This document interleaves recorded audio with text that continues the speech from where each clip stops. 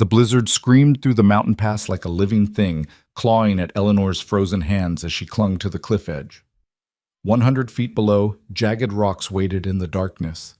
Behind her, the mysterious mountain man she'd married just hours ago reached out his calloused hand.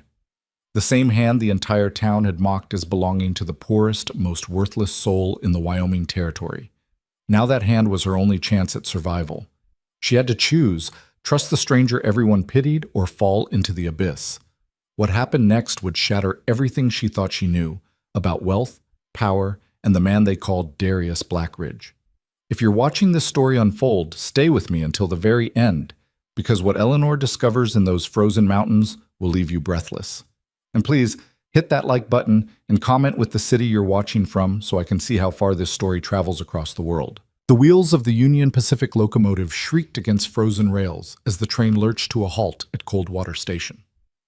Eleanor Hartley pressed her gloved hand against the ice-crusted window, her breath fogging the glass as she stared at the desolate platform beyond. Snow fell in thick curtains, erasing the boundary between earth and sky, transforming the Wyoming frontier into a white void that seemed to swallow hope itself. She was 23 years old, alone, and carrying everything she owned in a battered leather suitcase that had once belonged to her father. Inside were 3 dresses, a Bible her mother had given her before the fever took her, $47 in crumpled bills, and a daguerreotype of a family that no longer existed. "End of the line, miss." The conductor's voice cut through her thoughts, not unkind, but firm. "Everyone off at Coldwater." Eleanor stood on unsteady legs, her body stiff from 3 days of travel. Around her, other passengers gathered their belongings. Miners heading to the silver camps, merchants hoping to make fortunes in the growing settlements, families seeking new lives in the untamed West. They moved with purpose, with destinations, with people waiting for them. Eleanor had none of those things. She stepped onto the platform, and the wind hit her like a physical blow. It tore at her wool coat, found every gap in her clothing, and reminded her that nature cared nothing for the desperation of a woman with nowhere to go. The other passengers scattered quickly, claimed by waiting wagons or hurrying toward the cluster of wooden buildings that formed the town. Within minutes, Eleanor stood alone on the platform, snow gathering on her shoulders like a burial shroud. "You getting picked up, or you just planning to freeze to death standing there?" Eleanor turned to find a woman in her 50s watching her from the shelter of the station house doorway. She wore a practical wool dress beneath a heavy shawl, and her eyes held the sharp assessment of someone who'd seen too many desperate souls arrive on that train. I'm not sure," Eleanor admitted, hating the tremor in her voice. "I was told there might be work here. Teaching, perhaps, or—" "Teaching?" The woman's laugh was harsh. "Honey, Coldwater's got one school, and Martha Henderson's been running it for 12 years. She's not going anywhere." Eleanor's chest tightened. "Then perhaps domestic work. I'm good with needlework, and I can cook, clean. Every household that can afford help already has it, brought in from back east with references and family connections." The woman stepped closer, her expression softening slightly. "Let me guess. Running from something?" "My father's debts," Eleanor said quietly. "He died 6 months ago. Left me with nothing but what the creditors didn't want. I thought if I could get far enough away, start over." "Well, you got the far away part right," the woman sighed. "I'm Ruth Calloway. I run the boarding house on 2nd Street. I'll give you 3 days lodging while you figure things out, but after that, you'll need to pay or move on. Charity only stretches so far in a place like this." "Thank you," Eleanor whispered, relief washing over her despite the temporary nature of the reprieve. "I'll find something. I promise I won't be a burden." Ruth's expression suggested she'd heard those words before and knew exactly how they usually ended. But she gestured for Eleanor to follow, and together they trudged through the snow toward the heart of Coldwater. Chapter 2. A Town Built on Judgment. Coldwater was neither large nor prosperous. It existed as a waypoint, a place where trappers traded furs, where ranchers came for supplies, where prospectors stopped on their way to dreams that rarely came true. The buildings were rough-hewn, functional structures built to withstand brutal winters rather than impress visitors. Smoke rose from chimneys, and the smell of burning wood mixed with the sharp scent of livestock and human desperation. Ruth's boarding house was one of the better buildings. 2 stories of solid timber with glass windows and a painted sign that swung in the wind. Inside, warmth greeted Eleanor like an embrace. A pot-bellied stove glowed in the common room, and the smell of coffee and bacon made her stomach clench with hunger she'd been ignoring for days. "Sit," Ruth commanded, pointing to a table near the stove. "When's the last time you ate?" "Yesterday morning," Eleanor admitted. "I had to make the money last." Ruth disappeared into the kitchen and returned with a plate piled high with eggs, bacon, and thick slices of bread. Eleanor's pride warred with her hunger for approximately 3 seconds before hunger won. She ate with the kind of single-minded focus that came from true deprivation, barely tasting the food as she shoveled it into her mouth. "Slow down before you make yourself sick," Ruth said, but there was sympathy in her voice. She poured 2 cups of coffee and sat across from Eleanor. "You want the truth about your situation?" Eleanor nodded, forcing herself to eat more slowly. "Coldwater's got about 200 souls, give or take whoever's passing through. Most of them are men, ranchers, trappers, miners, drifters. The women here fall into 3 categories: married, working girls at the saloon, or dead." Ruth held up a hand before Eleanor could protest. "I'm not saying those are your only options. I'm saying those are the only options this town recognizes." "I won't," Eleanor began. "I know, you've got that look about you, too much pride and not enough sense." Ruth smiled without humor. "So here's what's going to happen. Tomorrow's Saturday. Most of the trappers and ranchers come into town for supplies and news. Some of them are looking for wives. Not romance. Wives. Women who can cook, clean, mend, help run a homestead. It's a business arrangement mostly." "You're suggesting I marry a stranger?" Eleanor's voice rose in pitch. "I'm suggesting you look at your choices clearly." Ruth's tone was matter-of-fact. "You've got $47, no prospects, and winter's just getting started. Come spring thaw, you might be able to work your way to one of the bigger settlements, Denver maybe, or Sacramento. But that's 4 months away. You think that money will last 4 months of room and board?" Eleanor did the mathematics in her head. "It wouldn't even last 4 weeks. There's men out there who'd treat you decent," Ruth continued. "Give you a roof, food, safety. In exchange, you'd give them the same. A home, partnership, someone to weather the hard times with. It's not love, but it's survival. And sometimes survival is enough." Eleanor stared at her coffee, watching steam curl upward in delicate spirals. Everything Ruth said was logical, practical. It was also terrifying. I can't just sleep on it," Ruth said, standing. "But sleep fast. Your 3 days start now, and this town doesn't wait for anyone to get comfortable with reality." That night, Eleanor lay in a narrow bed in a small room on the 2nd floor, listening to the wind howl outside. She thought about her father, a professor of literature who'd built a life on books and beauty and ideas that had no practical value once the consumption took him. She thought about her mother, dead from fever before Eleanor's 12th birthday. She thought about the life she'd imagined, teaching children, reading poetry, finding a kind man who valued her mind as much as her domestic skills.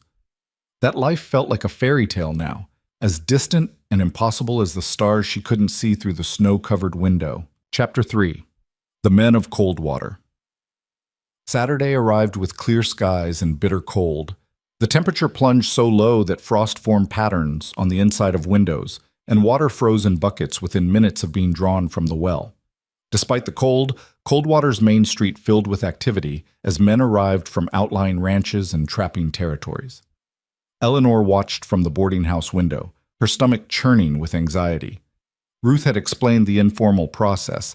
Men looking for wives would make themselves known to Ruth, who acted as an unofficial matchmaker.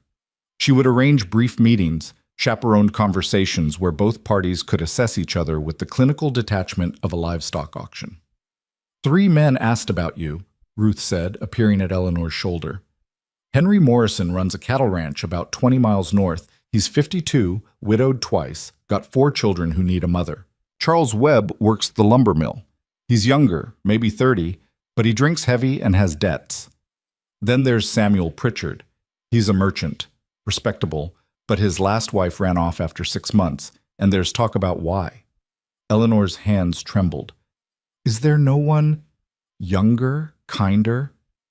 The young, kind ones already got wives, or their working claims too remote to support a woman. Ruth's expression was sympathetic but firm. These are your options. Unless what?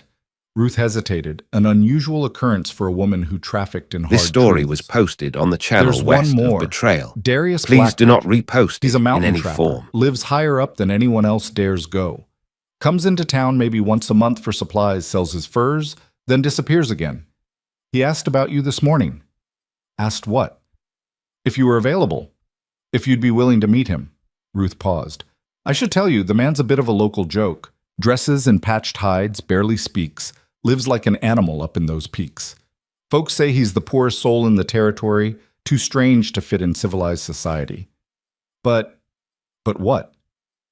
But he's never been cruel, never been drunk, never caused trouble, pays his debts, minds his business, and there's something about him, a steadiness maybe. I've seen men with fortunes who had less dignity. Ruth met Eleanor's eyes. I'm not saying he's a good choice. I'm saying he's a choice. Eleanor's mind reeled. A 52-year-old widower with 4 children, a drunk with debts, a merchant whose wife fled, or a mountain man everyone mocked, who lived like a hermit in the frozen wilderness. I'll meet them all, she heard herself say. I should at least meet them. The meetings were exactly as degrading as Eleanor had feared. Henry Morrison looked at her the way men examined horses, checking her teeth when she smiled, commenting on her birthing hips. Charles Webb reeked of whiskey even at 10 in the morning and spent the entire conversation complaining about the unfairness of lumber prices. Samuel Pritchard seemed pleasant enough until he explained his expectations. A wife who would speak only when spoken to, who would manage his household with military precision, who would understand that a man's authority was absolute. By the time she'd endured all 3 meetings, Eleanor felt hollowed out, reduced to an inventory of her potential domestic value. There's still Blackridge, Ruth said softly. He's waiting outside. Says he'll understand if you don't want to meet him, given what folks say. Eleanor almost refused. She was exhausted, humiliated, and the thought of enduring another appraising conversation made her want to curl up and weep. But something in Ruth's tone, a hint of respect when she spoke of the mountain man, made her curious. Send him in. Chapter 4. The Man They Mocked. Darius Blackridge entered the boarding house common room with the quiet caution of someone accustomed to being unwelcome. He was tall, perhaps 6 feet, with broad shoulders and the lean, wiry build of a man who lived by physical labor. His clothes were exactly as Ruth had described: patched hide trousers, a coat made from various animal pelts sewn together, boots wrapped in rawhide for extra warmth. His hair was dark and shaggy, his beard thick but trimmed with surprising care. But it was his eyes that caught Eleanor's attention. They were gray, the color of storm clouds, and they held an intelligence and calm that seemed completely at odds with the rough exterior. Miss Hartley, he said, his voice deep and measured, thank you for agreeing to see me. I know my reputation in town is not favorable. Eleanor gestured to the chair across from her. Mr. Blackridge, please sit. He sat with surprising grace, removing his fur cap and holding it in work-roughened hands. Up close, Eleanor could see the details Ruth's description had missed: the neat stitching on his patched clothes, the cleanliness of his hands despite their calluses, the way he held himself with quiet dignity despite the town's mockery. I should be honest about what I can offer, Darius began, his eyes meeting hers directly. I live alone in the mountains, about 2 days' climb from here. My home is simple, a cabin I built myself. I trap and hunt for my living, trade furs for supplies. It's hard work, isolated, and the winters are brutal. I won't pretend otherwise. Eleanor appreciated the directness. The other men had made promises, painted pictures of comfort that she suspected were exaggerations at best, lies at worst. Darius offered only truth. Why do you want a wife? She asked. He considered the question carefully. Loneliness, partly. The mountains are beautiful but silent. I'd like someone to share the silence with, someone who might understand the peace I've found up there. He paused. Also practicality. 2 people survive better than one in that environment. I can provide shelter, food, protection. In return, I'd hope for partnership, someone who could help with the work, the planning, the burden of existence in a place that doesn't forgive mistakes. The other men spoke of obedience, of authority, of specific roles, Eleanor said quietly. You speak of partnership. Because that's what survival requires in the mountains, Darius replied. There's no room for pride or hierarchy when a blizzard hits. Either we work together as equals, or we die separately as fools. Eleanor studied him, searching for deception and finding none. Why did you ask about me specifically? You don't know anything about me. For the first time, something that might have been a smile touched the corners of his mouth. Ruth told me you arrived with one suitcase and dreams that didn't match reality. That you ate like you'd been starving but still said please and thank you. That you looked at this town like you were drowning and it was made of stone. He leaned forward slightly. I know what it's like to drown in a place that doesn't want you. I thought maybe someone with that experience might understand the appeal of disappearing into the mountains. Eleanor's throat tightened. He'd seen her, truly seen her, in a way the other men hadn't bothered to try. They say you're poor, the poorest man in the territory. By their measure, yes. I own no land, have no bank account, possess nothing of monetary value beyond my tools and my furs. His gray eyes held hers. But I'm rich in things that matter more. Freedom, peace, knowledge of how to survive. The question is whether those things have value to you. Before Eleanor could answer, the door burst open. A group of men stumbled in from the cold, their laughter loud and crude. One of them, a burly rancher named Jack Thornton, spotted Darius and grinned. Well, well, if it isn't the wild man of the mountains, Thornton called out, his voice carrying across the room. What brings you down from your cave, Blackridge? Running low on tree bark to eat? His companions laughed. Darius's expression didn't change, but Eleanor saw his hands tighten slightly on his cap. Heard you were sniffing around the new girl, another man chimed in. What could you possibly offer her? Gonna take her up to your hovel and teach her to eat roots and talk to squirrels? More laughter. Eleanor felt heat rise in her cheeks, but not from embarrassment, from anger. She'd endured condescension and judgment her entire life, first as a poor professor's daughter in Philadelphia society, then as a destitute orphan trying to survive. She recognized cruelty masquerading as humor, and she'd had enough. Mr. Blackridge has offered me honesty, she said clearly, her voice cutting through the laughter. He's offered me partnership and respect. That's more than I can say for most men I've met in this town. The room fell silent. Thornton's grin faded, replaced by a sneer. Partnership? Respect? Lady, you don't know what you're talking about. This fool lives in a shack, probably hasn't had a real meal in years. You'd be better off in the poorhouse than married to him. Then it's fortunate the choice is mine, not yours, Eleanor replied, her tone icy. She stood, and Darius rose with her. For a moment their eyes met, and Eleanor saw surprise there and something else, gratitude perhaps, or recognition. Mr. Blackridge, she said formally, if your offer still stands, I would like to accept it. Chapter 5. The 5-Minute Ceremony. The wedding took place the next morning in Ruth Calloway's parlor. The magistrate was a tired-looking man named Clayton, who performed ceremonies between his duties as postmaster and occasional dentist. The entire proceeding took less than 5 minutes. Do you, Darius Blackridge, take this woman to be your lawfully wedded wife? I do. Do you, Eleanor Hartley, take this man to be your lawfully wedded husband? Eleanor looked at Darius, at this quiet stranger who'd spoken to her like an equal, who'd endured mockery with dignity, who offered only truth in a world built on pretty lies. She thought about the alternatives. Morrison with his appraising eyes, Webb with his whiskey breath, Pritchard with his demands for obedience. She thought about the $47 that would run out, about winter closing in, about the narrowing corridor of choices that had led her to this moment. I do, she said. Then by the power vested in me by the territory of Wyoming, I pronounce you man and wife. Clayton closed his book with a snap. That'll be $2. Darius paid from a small leather pouch. Ruth signed as witness, her expression unreadable. There was no kiss, no celebration, no well wishes from gathered friends because there were no friends.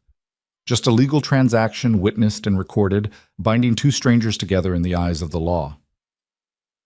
We should leave soon, Darius said quietly as they stepped outside. Weather's clear now, but that won't last. It's a hard climb, and we need to reach This the first story was waypoint posted before on dark. the channel west of Betrayal. Eleanor nodded. Please her do heart not hammering. repost it in any The reality form. of what she'd done was beginning to sink in. She was married to a man she'd known for less than a day, a man who was taking her away from civilization, into mountains that had killed countless others, to a life she couldn't begin to imagine. Miss Hart, Darius paused. Eleanor, if you're having second thoughts, speak now. Once we leave Coldwater, there's no turning back until spring thaw. You'd be committed to this path, committed to survival, for months. Eleanor thought about the alternatives one more time. Then she picked up her suitcase and met his eyes. I'm ready. They left Coldwater at noon, walking through snow-covered streets while townspeople watched from windows and doorways. Eleanor heard the whispers, saw the pitying looks, the shaking heads. To these people, she'd made the worst possible choice. She'd married the poorest, strangest man in the territory and was willingly walking to her doom in the frozen wilderness. Ruth was the only one who came to see them off at the edge of town. She pressed a wrapped package into Eleanor's hands. Dried beef and bread. Not much, but it'll help. Her eyes were kind. Good luck, honey. You're either the bravest woman I've ever met or the most foolish. Time will tell which. Thank you, Eleanor said, meaning it, for everything. Take care of her, Blackridge, Ruth said, turning to Darius. I will, he replied simply. Then they walked beyond the last building, beyond the boundary of Coldwater, into the white expanse of the Wyoming wilderness. Eleanor didn't look back. There was nothing behind her but ashes and debt and a life that had never been hers.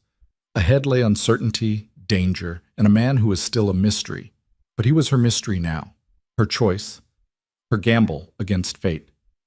And as the town disappeared behind them and the mountains rose ahead like ancient guardians, Eleanor felt something she hadn't experienced in months, a strange, terrifying, exhilarating sense of possibility. Chapter 6. Into the White. The first hour of walking was deceptively easy. Darius led them along a well-worn trail that other trappers used, the path relatively clear of deep snow. He moved with the steady, efficient pace of someone who understood how to conserve energy over long distances. Eleanor followed, her suitcase growing heavier with each step, her city shoes already proving inadequate for the terrain. Darius noticed. Of course he noticed. He seemed to notice everything, the shift in wind direction, the distant cry of a hawk, the way clouds gathered on the northern horizon. We'll stop soon, he said. There's something I need to do before we go higher. 20 minutes later, they reached a small clearing where a frozen creek cut through the landscape. Darius set down his pack and pulled out a bundle wrapped in oilcloth. Inside were items Eleanor didn't expect: a pair of fur-lined boots, thick wool socks, a weatherproof coat made from multiple layers of treated leather. They belonged to someone, he said quietly, not quite meeting her eyes. They should fit you. Your shoes won't last a mile in the deep snow. Eleanor stared at the items. They were well made, clearly shaped for a woman, carefully preserved. Who did they belong to? My sister. Darius's voice was flat, emotionless, in the way of someone who'd buried their pain so deep it couldn't escape. She died 5 years ago, fever. These were hers. Eleanor's hand trembled as she reached for the boots. This gift was more than practical. It was deeply personal, a piece of his past, a vulnerability he was choosing to share. I'm sorry. I'm so sorry for your loss.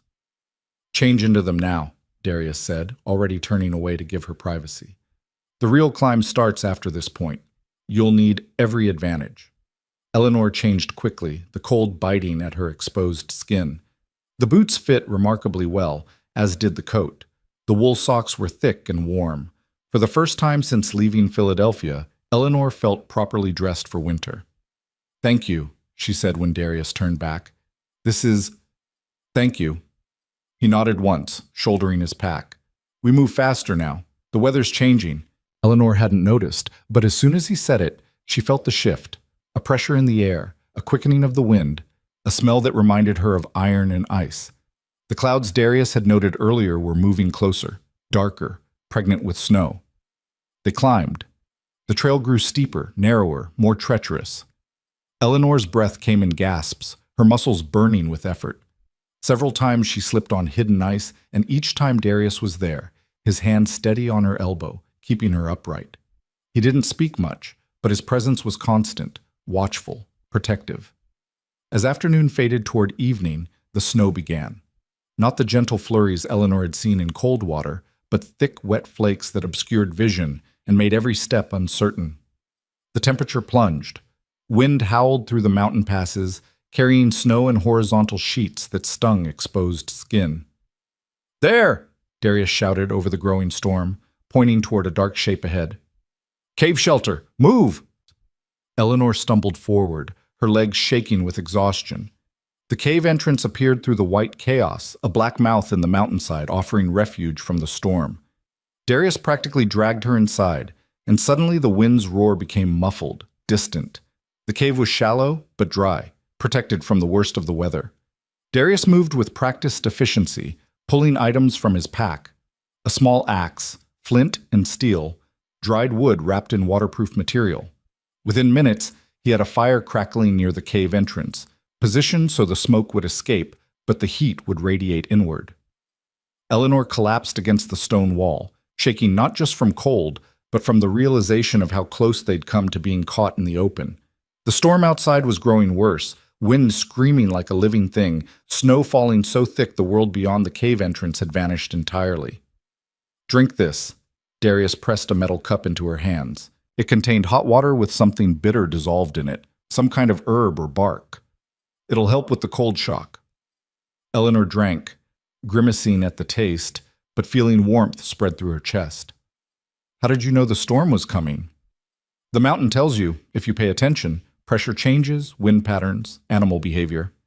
Darius settled across from her, feeding the fire with careful precision. "Most people don't listen. That's why most people die up here." "Have you ever been caught in a storm, without shelter?" His expression darkened. "Once. Nearly didn't survive. That's when I learned. The mountain doesn't care about your plans or your confidence. It only cares whether you respect it enough to pay attention."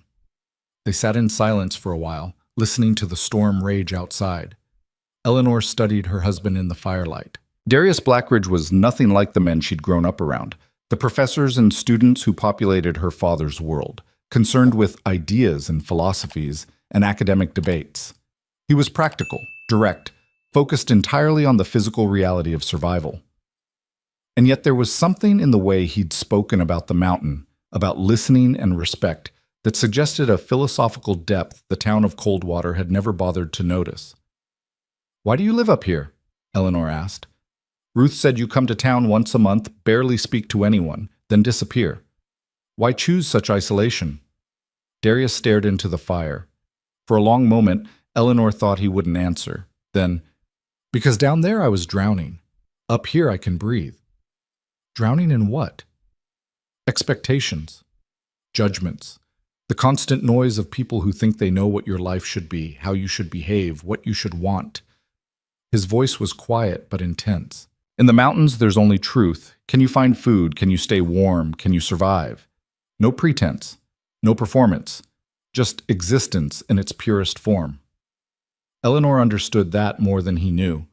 "My father was a professor. Everyone expected me to marry one of his colleagues, to host salons, to be the perfect academic wife. When he died and left me with nothing, those same people looked at me like I'd failed somehow, like poverty was a moral deficiency rather than simple bad luck." "Down there, poverty is a moral deficiency," Darius said, "because they measure worth in dollars and property. Up here, wealth means knowledge, skill, preparation. By their measure, I'm the poorest man in the territory. By mine, they're the ones who are destitute." The storm continued through the night. Eleanor dozed fitfully, waking periodically to find Darius still awake, maintaining the fire, watching the cave entrance with vigilant eyes. She realized he was standing guard, protecting her not just from the weather, but from any animals that might seek the same shelter. When she woke fully, pale dawn light was filtering through the cave entrance. The storm had passed, leaving a world transformed. Everything buried under fresh snow, the landscape reshaped into unfamiliar forms. Darius was already packing up their camp. We need to move. The storm buried the trail, but I know the way by landmarks. It'll be slow going. How much further to your cabin? Eleanor asked, her body aching from This sleeping story on was stone. posted on the channel Another west day of and a Betrayal. half, maybe two, Please do depending not on conditions. repost it in any He form. helped her to her feet. Can you continue? Eleanor looked at the white wilderness beyond the cave, at the impossible terrain they'd have to cross. Every logical part of her brain screamed that this was madness, that she should demand they turn back, that survival was impossible. But there was nowhere to turn back to. Coldwater offered only slow starvation or marriages that would destroy her soul. The mountains might kill her body, but at least she'd die free. I can continue, she said. They climbed higher. The second day of climbing tested Eleanor in ways she'd never imagined possible. The fresh snow from the storm had transformed the mountain into a treacherous maze of hidden dangers. What looked like solid ground might conceal a crevasse. What appeared to be a gentle slope could hide ice that would send you sliding toward oblivion. Every step required absolute concentration, and Eleanor's legs screamed with fatigue as they pushed higher into terrain that seemed designed to kill. Darius moved through it all with an ease that bordered on supernatural. He read the landscape like Eleanor's father had read ancient texts, finding meaning in every shadow, every wind pattern, every subtle change in the snow's texture. More than once he stopped her with a raised hand, studied the path ahead, then led her on a wide detour around dangers Eleanor couldn't even perceive. How do you know? She gasped during one such detour, her breath forming clouds in the freezing air. How can you tell what's safe? The snow speaks, if you listen. Darius pointed to a pristine white expanse that looked identical to the ground they were walking on. See how smooth it is? No irregularities, no animal tracks, no wind patterns. That's a drift covering a ravine. Step there and you'd fall 30 feet onto rocks. Eleanor stared at the deadly trap that had been invisible to her eyes. What else am I not seeing? Everything. He said it without judgment, simply stating fact. But you'll learn. The mountain teaches quickly because it doesn't tolerate slow students. They continued climbing, and Darius began pointing out the signs, how wind creates certain patterns in snow, revealing the terrain beneath, how the angle of shadows indicates hidden obstacles, how the behavior of birds overhead can warn of approaching weather changes. Eleanor absorbed it all desperately, knowing her survival depended on transforming from a city woman into someone who could read this frozen wilderness. By midday, they'd reached a narrow ledge that traced along a sheer cliff face. The path was barely 3 feet wide, with the mountain wall on one side and a 100-foot drop on the other. Eleanor's heart hammered as she pressed her back against the rock, inching forward with tiny, terrified steps. Don't look down, Darius said calmly. He was ahead of her, moving along the ledge as if it were a city sidewalk. Look at where you're going, not where you might fall. Fear makes you clumsy. Easy for you to say, Eleanor muttered, her fingers scraping against stone as she searched for handholds that didn't exist. Is it? Darius stopped, turned to face her. The ledge was so narrow he had to press himself flat against the wall. You think I'm not afraid? I'm terrified every time I cross this ledge. But fear without panic is useful. It keeps you alert, careful. Fear with panic kills you. Eleanor forced herself to meet his eyes. Then how do you stop the panic? By accepting that you might die and deciding to live anyway. He extended his hand. Come. One step at a time. I've got you. Eleanor reached out, her gloved fingers closing around his. His grip was solid, unshakable. She took one step, then another, her entire world narrowing to the next placement of her boot, the next shift of her weight. Darius moved backward, maintaining their connection, guiding her with quiet words. Good. Again. Watch that rock there. It's loose. Step over it. Yes. Keep breathing. You're doing fine. They crossed the ledge one agonizing step at a time. When they finally reached the other side, Eleanor's legs gave out and she collapsed onto solid ground, shaking uncontrollably. I can't do this, she whispered. I'm not strong enough for this. Darius knelt beside her. You just crossed a ledge that's killed experienced mountaineers. You've climbed for 2 days through terrain that would break most people in hours. You're stronger than you know. I'm terrified. Good. So am I. Terror means you understand the stakes. He pulled a water skin from his pack and handed it to her. Drink. Rest for a few minutes, but then we need to keep moving. We've got maybe 3 hours of good light left. Eleanor drank, the cold water shocking her system back to alertness. As her breathing steadied, she studied the path ahead. It continued upward, always upward, disappearing into a landscape of white peaks and blue shadows. Where exactly is your cabin? Higher than anyone else goes. Above the tree line, in a place most trappers don't believe exists. He pointed toward a distant ridge. See that saddle between those two peaks? We'll camp there tonight. Tomorrow, we climb to the real mountains. The real mountains? Eleanor's laugh was slightly hysterical. What do you call these? The foothills. For the first time, she saw a genuine smile cross his face. The real mountains are where the air gets thin and the rules change, where most people can't survive because they don't understand what the altitude does to the body and mind. They climbed for 3 more hours as the sun tracked across the sky. Eleanor fell twice, both times caught by Darius before she could slide. Her hands were raw inside her gloves, her feet numb despite the fur-lined boots. Every muscle burned, but she kept moving, driven by stubborn pride and the growing realization that turning back was no longer an option. They'd come too far, climbed too high. The only way forward was up. As the sun touched the western peaks, painting the snow in shades of gold and rose, they reached the saddle Darius had indicated. It was a relatively flat area protected on 3 sides by rock formations that blocked the worst of the wind. A small grove of twisted pines clung to life there, their branches heavy with snow. Darius worked with the same efficient speed he'd shown the previous night, setting up camp with practiced precision. This time, instead of a cave, he built a shelter using his oilcloth tarp, rope, and the natural protection of the rocks. Within the shelter, he dug through the snow to bare ground, creating a pit for a fire that would be hidden from the wind but still provide warmth. Eleanor tried to help but found herself mostly in the way. Her city upbringing had taught her parlor skills, not wilderness survival. She could embroider, play piano, recite poetry, utterly useless abilities in this environment. Here. Darius handed her a small metal pot and pointed to a drift of clean snow. Fill this. We need water to boil. Eleanor took the pot gratefully, happy to contribute something. As she scooped snow, she watched Darius work. Every movement was purposeful, efficient.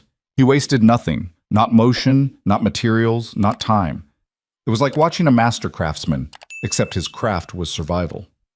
The fire caught quickly, fed by dead wood Darius had collected from the pine grove. He produced dried meat and hard biscuits from his pack, along with more of the bitter herb mixture he'd given her the night before. What is this? Eleanor asked, sipping the hot drink. Pine needle tea. Prevents scurvy. He tore off a piece of dried meat with his teeth.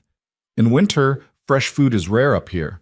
You have to supplement or your body starts breaking down. They ate in companionable silence.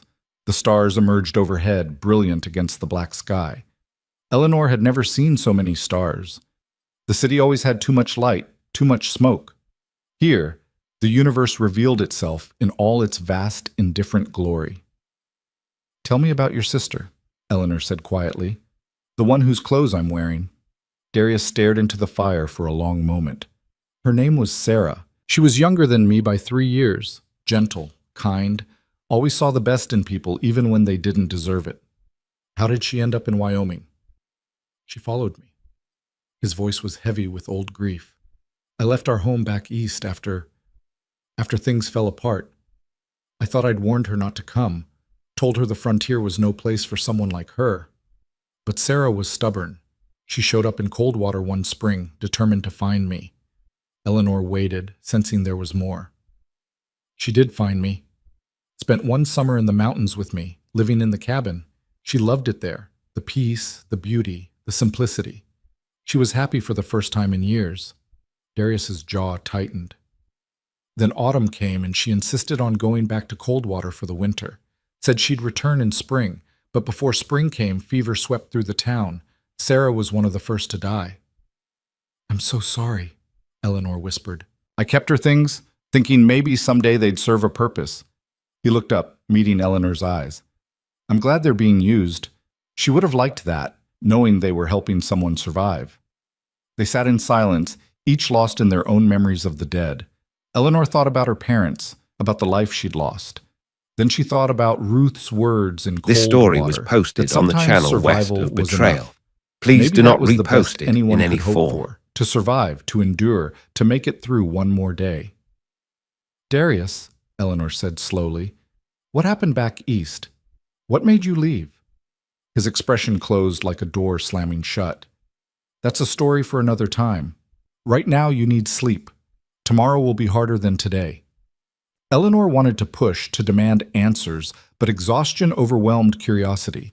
She burrowed into the blankets Darius provided, her body aching with a fatigue so complete it felt like illness. Within minutes, she was asleep. She woke in darkness to the sound of howling, not wind, wolves. The sound was close, too close, a chorus of predators that sent primal terror racing through her veins. Don't move, Darius's voice came from somewhere nearby. They're just talking to each other. We're upwind. They don't know we're here. Eleanor forced herself to remain still, though every instinct screamed at her to run. Through a gap in the shelter, she could see dark shapes moving through the moonlit snow. 4, maybe 5 wolves, their eyes catching the light like amber jewels. What if they find us? She whispered. Then I deal with it. There was a soft metallic sound, Darius checking his rifle. But they won't. They're hunting elk, not humans. As long as we don't smell like prey, we're just another rock formation to them. The wolves moved past their camp, their howls fading into the distance. Eleanor's heart continued racing long after they'd gone, her body flooded with adrenaline that had nowhere to go. You can't sleep now, can you? Darius asked. No? Then come here, I'll show you something. Eleanor crawled out of her blankets and joined Darius at the edge of their shelter. He pointed upward, and Eleanor gasped. The aurora borealis danced across the northern sky in ribbons of green and blue, a celestial performance that took her breath away. I've never seen anything like it, she breathed. The mountain has its terrors, Darius said softly, but it has its wonders too. Most people only see the first and miss the second. They watched the lights dance for nearly an hour, neither speaking, both mesmerized by the display. Eleanor found herself thinking that perhaps this was what Darius had meant about drowning versus breathing. Down in cold water, surrounded by judgment and limitation, she'd been suffocating. Up here, despite the danger and hardship, there was a strange kind of freedom. The mountain didn't care about her past, her debts, her failures. It only cared whether she was strong enough to survive it. Thank you, she said finally. For what?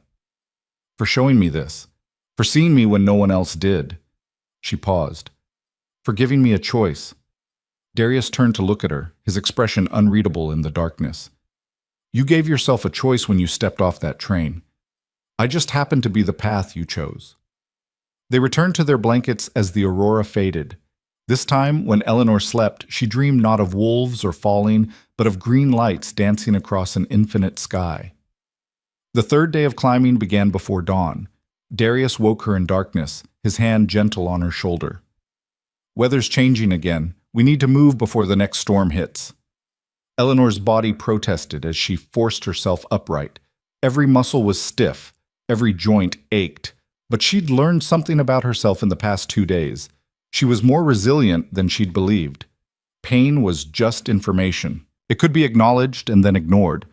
They broke camp quickly, eating as they packed.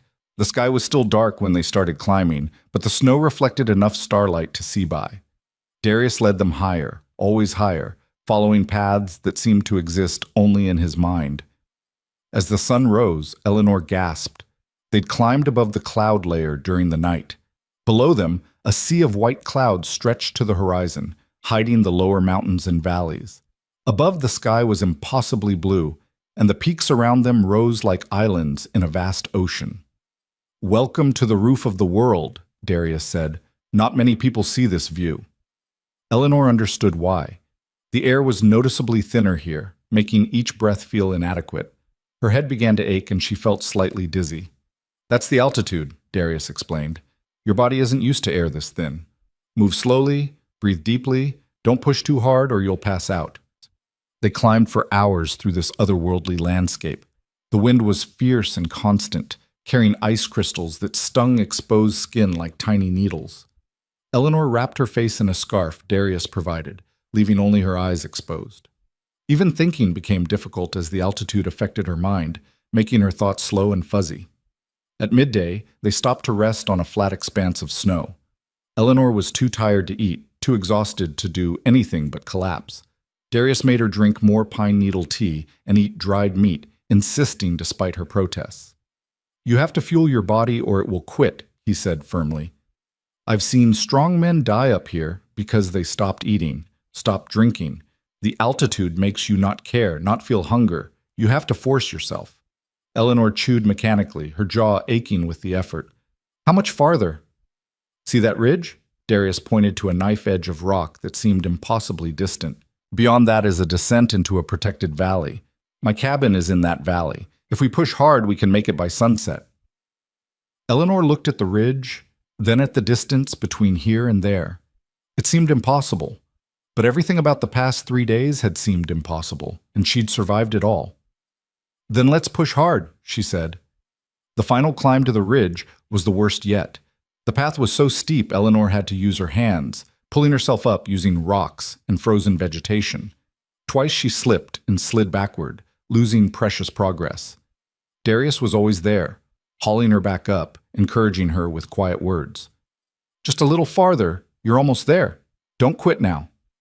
Eleanor's vision narrowed to just the next handhold, the next step. She stopped thinking, stopped feeling, simply moved mechanically upward. Her gloves tore on sharp rocks. Blood seeped through the leather, freezing almost instantly. She didn't care. Up, just up. Then Darius was pulling her over the top of the ridge, and Eleanor lay on her back on solid ground, gasping like a landed fish. Her lungs burned, her heart hammered, her entire body shook with exhaustion. "Look," Darius said. Eleanor forced herself to sit up and look over the edge of the ridge. Below them, perhaps 1,000 feet down, lay a valley unlike anything she'd ever seen.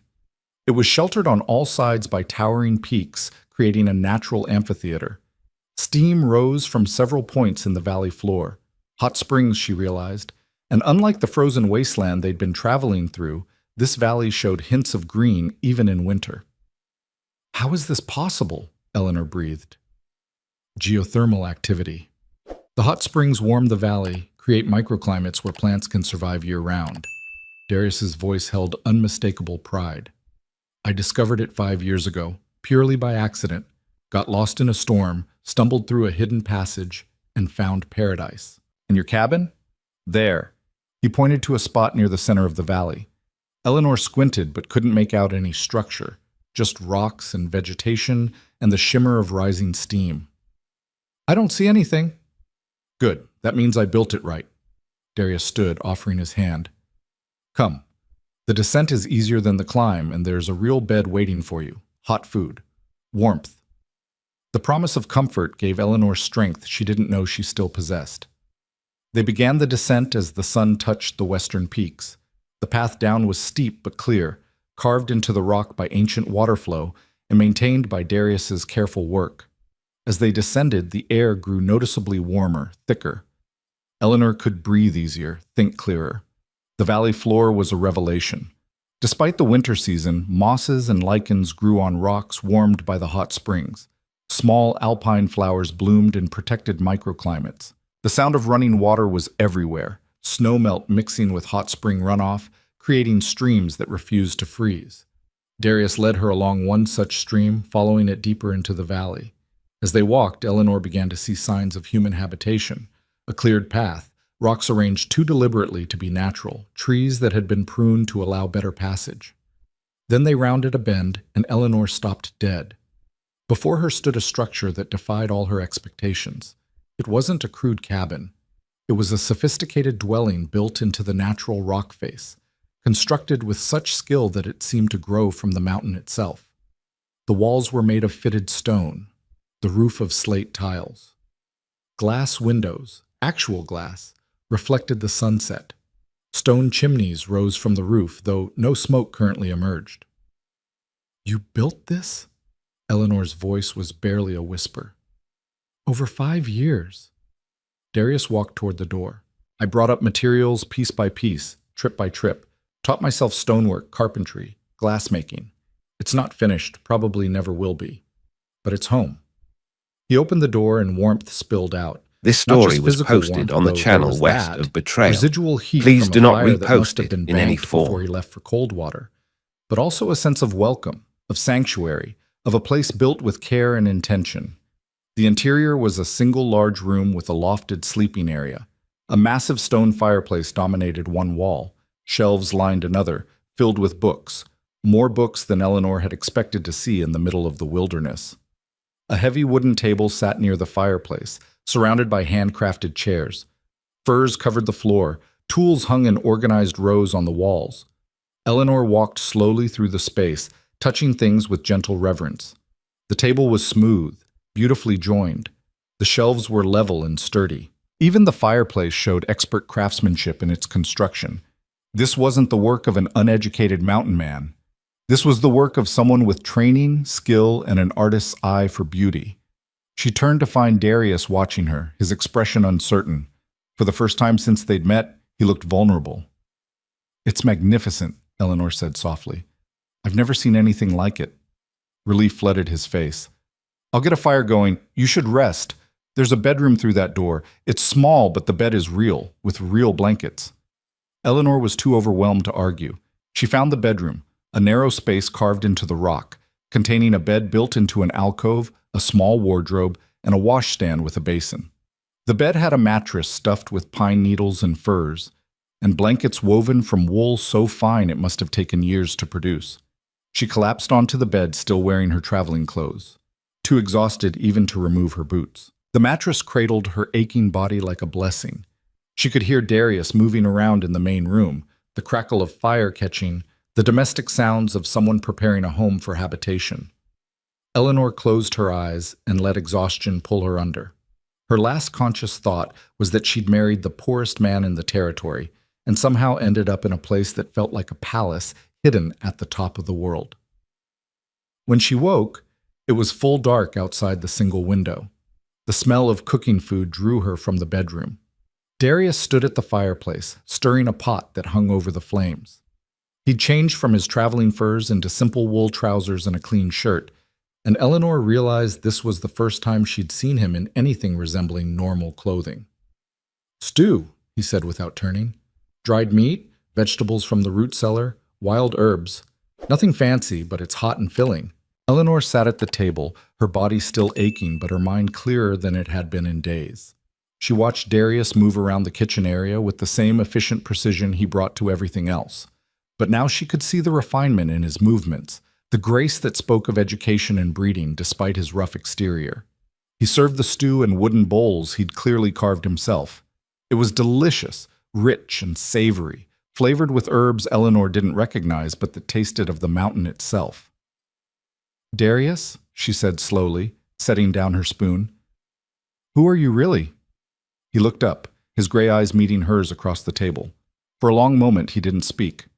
Then he reached into his shirt and pulled out something on a chain, the golden locket Eleanor had glimpsed during the storm. He opened it and placed it on the table between them. Inside was a photograph of a young man in formal attire, standing beside an older couple. The young man's face was clean-shaven and refined, but the eyes were unmistakable. Darius's eyes, younger and less haunted. "My name is Adrian Blackridge," he said quietly. "I was once an architect in Boston. That's my parents in the photograph, both dead now. I had money, education, a future that was all planned out." "What happened?" "I fell in love with the wrong woman, made promises I couldn't keep, and watched everything I built crumble to dust." His voice was flat, emotionless. "When the smoke cleared, I was broke, disgraced, and so broken I couldn't imagine continuing as Adrian Blackridge. So I became Darius instead. A mountain man, a nobody, someone who existed outside the world that had destroyed me." Eleanor studied the photograph, then the man across from her. "But you're still an architect. This house proves it." "I'm whatever I need to be to survive." He closed the locket and tucked it back under his shirt. "Adrian Blackridge died in Boston. Darius is who survived." Eleanor reached across the table and took his hand. His fingers were rough and calloused, but they held hers with surprising gentleness. Then I'm glad I married Darius. Adrian sounds like he was drowning. Darius knows how to breathe. For the first time since she'd met him, Darius smiled, a real smile that reached his eyes and transformed his entire face. How did you get so wise? 3 days climbing mountains teaches you what matters. Eleanor squeezed his hand. Thank you for bringing me here. Thank you for showing me that poverty and wealth have nothing to do with money. They finished their meal in comfortable silence, and Eleanor felt something shift between them. They were no longer two strangers bound by desperation. They were two people who'd chosen each other, who'd climbed mountains together, who'd shared secrets in a place above the clouds. Whatever came next, they would face it together. The days that followed took on a rhythm Eleanor had never experienced before. She woke with the sun streaming through the bedroom window, filtered through glass that Darius had somehow manufactured in this isolated valley. The morning air was cool, but not freezing, warmed by the geothermal activity that made this hidden place habitable even in the depths of winter. Darius was always awake before her, already working on one task or another. The first morning, Eleanor found him outside splitting wood with an axe, his breath forming clouds in the crisp air. He worked with the same efficient precision he brought to everything, each swing of the axe perfectly controlled, each piece of wood falling exactly where he intended. There's porridge on the fire, he called when he saw her standing in the doorway. Help yourself. I'll be in shortly. Eleanor returned inside and ladled thick oatmeal into a bowl. She found honey in a clay jar on a shelf, along with dried berries that added sweetness and tang. As she ate, she explored the main room more carefully than she'd been able to the night before. The books on the shelves were an eclectic collection: architecture manuals, philosophy texts, survival guides, botanical references, even poetry. She pulled down a worn copy of Whitman and found notes in the margins, thoughts scribbled in handwriting that shifted between elegant script and hurried scrawl. The book fell open to a page that had been read so many times the spine had broken there. I exist as I am, that is enough, the marked passage read. I read that one the first winter, Darius said from behind her. Eleanor, startled, not having heard him enter. Kept me from putting a bullet in my brain. The casual reference to suicide shocked her. It was that bad? Worse than I can describe. He moved to the wash basin, scrubbing his hands clean of wood dust and tree sap. The isolation wasn't the hard part, the silence was. When you're alone long enough, your own thoughts become predators. They hunt you through the dark hours, remind you of every failure, every loss, every reason you deserve to be miserable. Eleanor set the book down carefully. What changed? Spring came. I watched the valley transform from white to green almost overnight. I saw flowers bloom that existed nowhere else in the world, saw birds return from migration, saw life insist on itself despite impossible odds. He dried his hands on a rough towel. I realized the mountain didn't care about my pain. It just kept being magnificent whether I appreciated it or not. So I decided to appreciate it. Over breakfast, Darius outlined his plans for the day. There were traps to check along the valley's perimeter, meat to smoke from a deer he'd taken before going to Coldwater, repairs to make on the root cellar's door. Eleanor listened, then asked the question that had been bothering her since she woke. What should I do? I want to help, but I don't know how to do any of those things. Then I'll teach you. He stood collecting their bowls. But first, there's something you need to see. Something I haven't shown anyone because there's been no one to show. Darius led her outside and around the house to where the rock face rose sharply behind the structure. Eleanor had assumed the cliff was simply a natural wall protecting the back of the dwelling, but as they drew closer, she noticed irregularities in the stone. Straight edges where nature preferred curves, smooth surfaces where rough was expected. Put your hand here, Darius said, guiding her fingers to what looked like a natural crack in the rock. But when Eleanor touched it, she felt carved grooves, deliberate patterns hidden in plain sight. Now push. Eleanor pushed, and a section of rock face swung inward with surprising ease. Behind it was darkness, but not the random darkness of a natural cave. This was shaped darkness, ordered darkness. Darius lit a lantern he'd brought and stepped through the opening. Eleanor followed, her heart racing with anticipation. The passage beyond was narrow, but tall enough to walk upright. The walls were smooth, carved by human hands, and every 10 feet a small alcove had been carved into the rock. Some held lanterns, others held tools or supplies wrapped in oilcloth. The passage sloped upward at a gentle angle, and after perhaps 50 feet it opened into a wider space. Eleanor gasped. They stood in a cavern that nature had This begun, story was and human posted on the hands had channel finished. west of The Betrayal. ceiling rose 20 Please do feet not overhead, repost it in supported any by form. natural columns of stone that Darius had carved and shaped to provide additional stability. But it was what filled the cavern that stole Eleanor's breath. Tables lined the walls, and on those tables sat architectural models of buildings that had never been built. Sketches covered the walls, designs for houses, churches, public buildings, each one more innovative than the last. Stacks of paper held calculations, drawings, revisions. This wasn't just a storage space. This was a workshop, a studio, the hidden heart of Adrian Blackridge's lost career. After I came to the mountains, I thought I was done with architecture, Darius said quietly, setting the lantern on a central table. Thought I'd buried that part of myself with everything else I left behind. But the need to create doesn't die just because you will it to. So I built this space and I designed things that will never exist anywhere but here. Eleanor moved slowly through the cavern, studying the models. There was a library with a glass dome ceiling that would flood the space with natural light, a home designed to be built into a cliff face, using the stone itself as walls. A bridge that seemed to float, its supports so elegantly designed they appeared almost invisible. Each structure showed genius, innovation, beauty, married to function in ways Eleanor had only seen in the great buildings of Boston and Philadelphia. These are extraordinary, she breathed. Darius, these could be built. These could change how people think about architecture. Could have been built, he corrected. Adrian Blackridge was the architect. Darius is just a mountain man who plays with models in a cave. Eleanor turned to face him. Adrian and Darius are the same person. You can't split yourself in half and expect either piece to be whole. His jaw tightened. Adrian Blackridge made promises he couldn't keep, designed a building that collapsed because he was too arrogant to listen to warnings, killed 3 people and destroyed his own reputation. That man deserves to stay buried. The pain in his voice was so raw, it made Eleanor's chest ache. She understood now why he'd fled to the mountains, why he'd chosen to become someone else. Guilt was a burden that could crush a soul as thoroughly as any physical weight. 3 people died, she said slowly. How many people would have lived better lives in the buildings you never got to design? How many homes, libraries, schools? You punished yourself by hiding, but you also punished everyone who might have benefited from your talent. You don't understand. I understand that you made a mistake. A terrible, tragic mistake. But mistakes don't erase ability, and guilt doesn't honor the dead.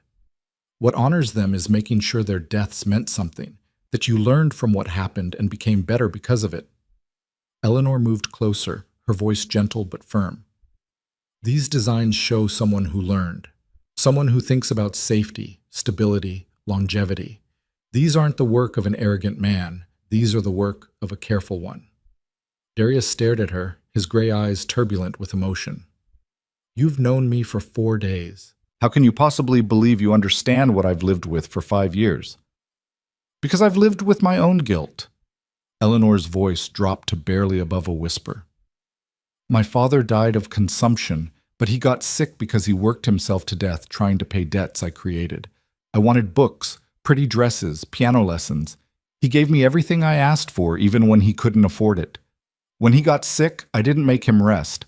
I encouraged him to keep working because I was selfish and blind. So yes, Darius, I understand guilt. I understand the weight of knowing your choices contributed to someone's death. They stood in silence for a long moment, 2 damaged people recognizing each other's wounds. Finally, Darius reached out and took her hand. His palm was warm, calloused, steady. Maybe we're both just survivors pretending to be whole, he said. Or maybe we're both whole people who learned to survive. Eleanor squeezed his fingers. Show me how you work. Teach me to see what you see when you design something. Over the next hour, Darius guided her through his process. He showed her how he sketched initial concepts, how he calculated load-bearing requirements, how he considered environmental factors like wind and water flow. Eleanor absorbed it all, fascinated by the marriage of creativity and mathematics, art and engineering. She'd always loved her father's world of literature and philosophy, but this was different. This was beauty that could be touched, lived in, experienced. "Could you design something here in the valley?" she asked, studying a sketch of a greenhouse that would use the hot springs for heating. "I've thought about it." Darius's expression was cautious, as if admitting the desire might make it dangerous. "There's space near the eastern hot springs that would be perfect for a structure like this. Could grow vegetables year-round, herbs, maybe even fruit trees if the environment was controlled properly." "Then why haven't you built it?" "Because I'm one person. Projects like this require help, coordination, multiple hands working together, and He gestured vaguely at himself. "I'm alone." Eleanor met his eyes. "You're not alone anymore." Something shifted in his expression. Hope, perhaps, fragile and uncertain, but present. "You'd help me build it?" "I don't know the first thing about construction, but I can learn. You taught yourself glass-making, stonework, carpentry. You can teach me." She smiled. "Besides, I'll need something to do during the winter. Sitting idle will drive me mad." They spent the rest of the morning in the hidden workshop, Darius explaining his various projects, while Eleanor asked questions and offered observations. She had an eye for aesthetics that complemented his technical knowledge. More than once, she suggested a modification that made a design more elegant without sacrificing functionality. They worked together naturally, their different strengths creating something neither could have achieved alone. When they finally emerged from the passage, the sun was high overhead, and Eleanor's stomach was growling with hunger. Darius laughed at the sound. "I forgot about lunch. That happens when I get absorbed in design work. Time stops meaning anything." He closed the hidden door carefully, the rock face swinging back into place and becoming invisible once more.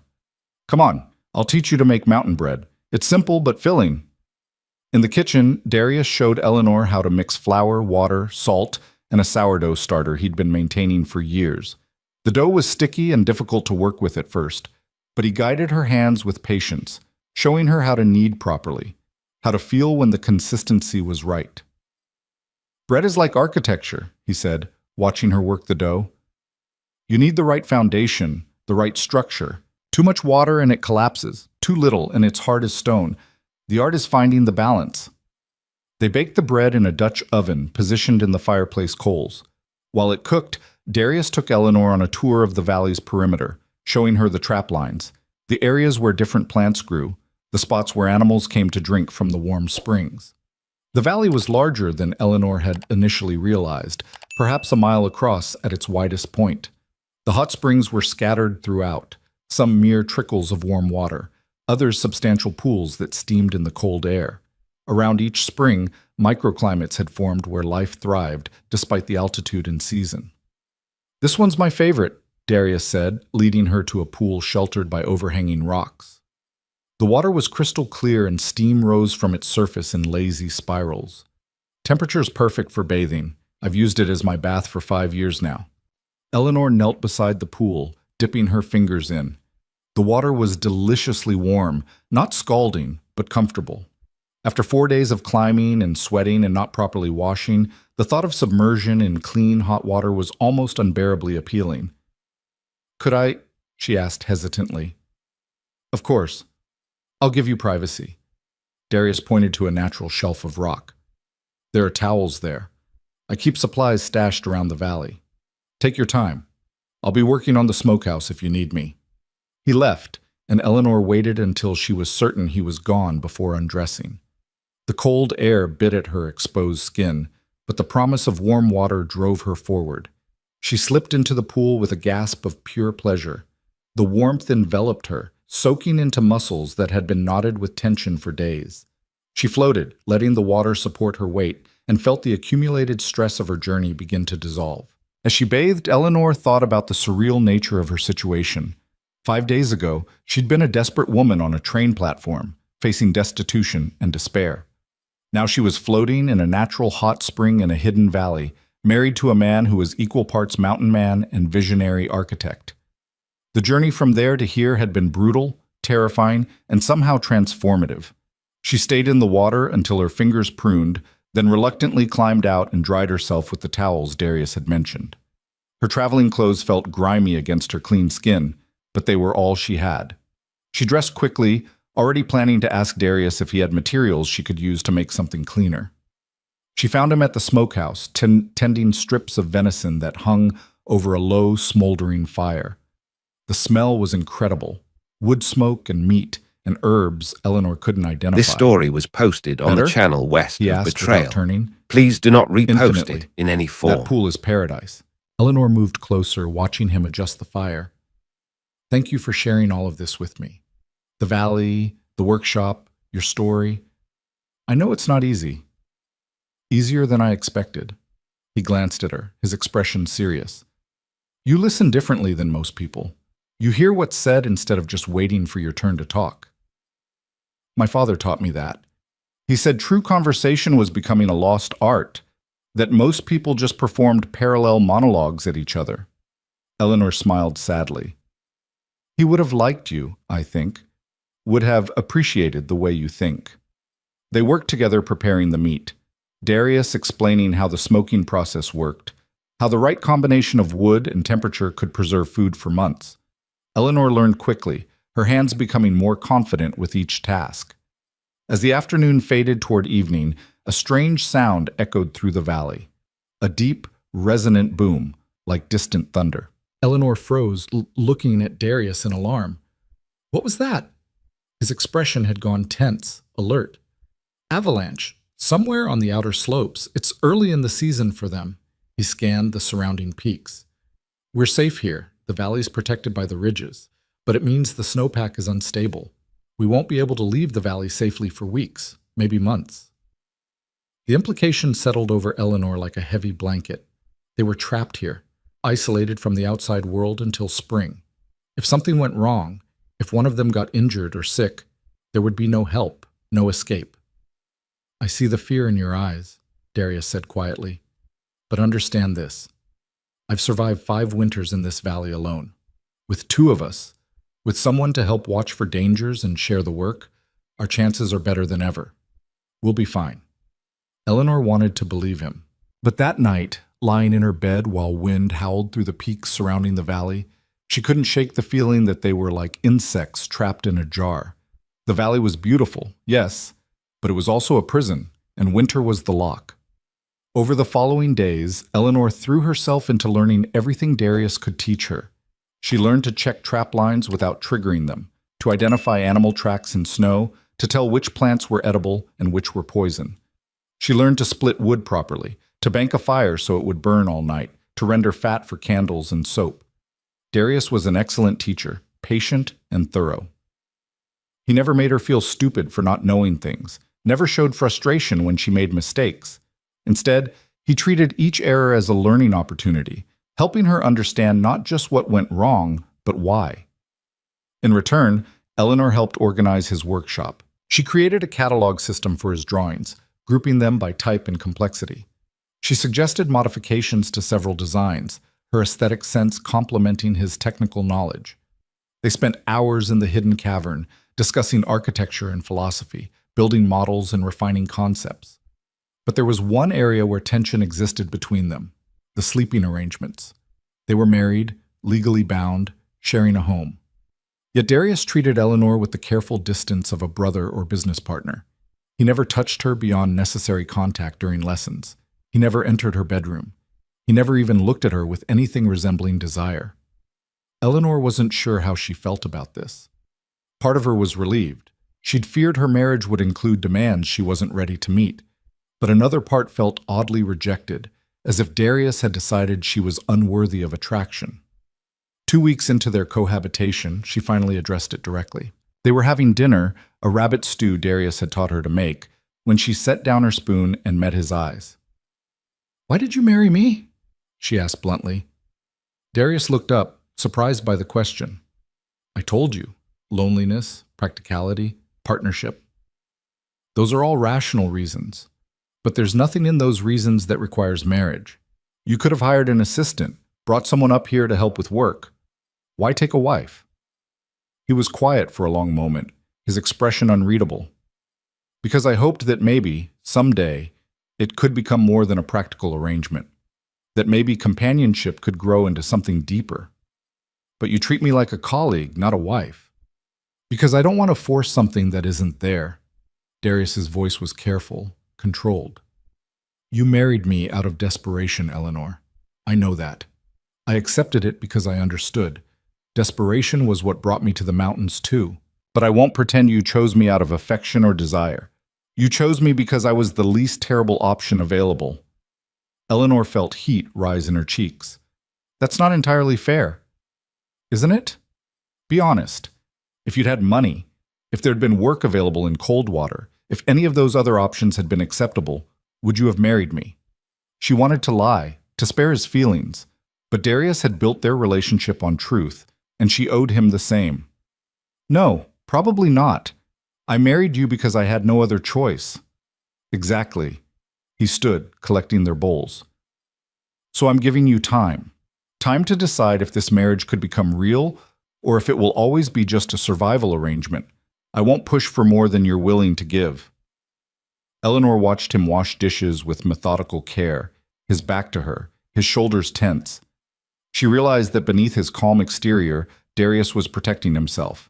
He'd been hurt before, badly enough to flee his entire life. He wasn't going to risk that kind of pain again unless he was certain it was safe. What if I don't know what I'm willing to give? She asked softly. He turned, meeting her eyes. Then we wait until you do. I've gotten good at waiting. The mountain taught me patience, if nothing else. That night, Eleanor lay awake thinking about her husband. She was growing to respect him, even admire him.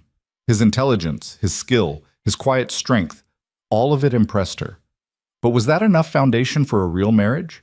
Could respect and admiration transform into something deeper, or would they always be two wounded people sheltering together against the storm? She didn't have answers. So she did what Darius suggested. She waited and hoped that time would provide clarity. The first major storm since their arrival hit 3 weeks into Eleanor's time in the valley. She woke to a roaring sound like a freight train, and when she looked out her window, she saw nothing but white. Snow fell so thick it was like being inside a cloud, and the wind screamed with a fury that made the house shudder. Darius was already up, checking the fire, ensuring all the shutters were properly secured. This is a big one, he said when Eleanor emerged from her room. Could last 2 or 3 days. We'll need to stay inside, keep warm, wait it out. They spent the day in companionable domesticity. Darius worked on carving a replacement handle for a shovel that had cracked. Eleanor mended clothes, stitching patches onto her traveling coat, which had been shredded by the climb.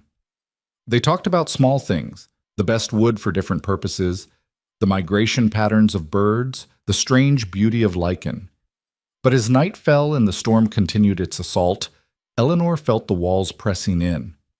The house that had seemed so spacious now felt confining. The wind's constant howl set her nerves on edge. When a particularly violent gust shook the structure, she flinched visibly. First big storm is always the hardest, Darius said, looking up from his carving. Your mind starts imagining worse scenarios, roof collapsing, windows breaking, avalanche burying the house. How do you stand it, knowing you're completely at nature's mercy? Because I'm not at nature's mercy.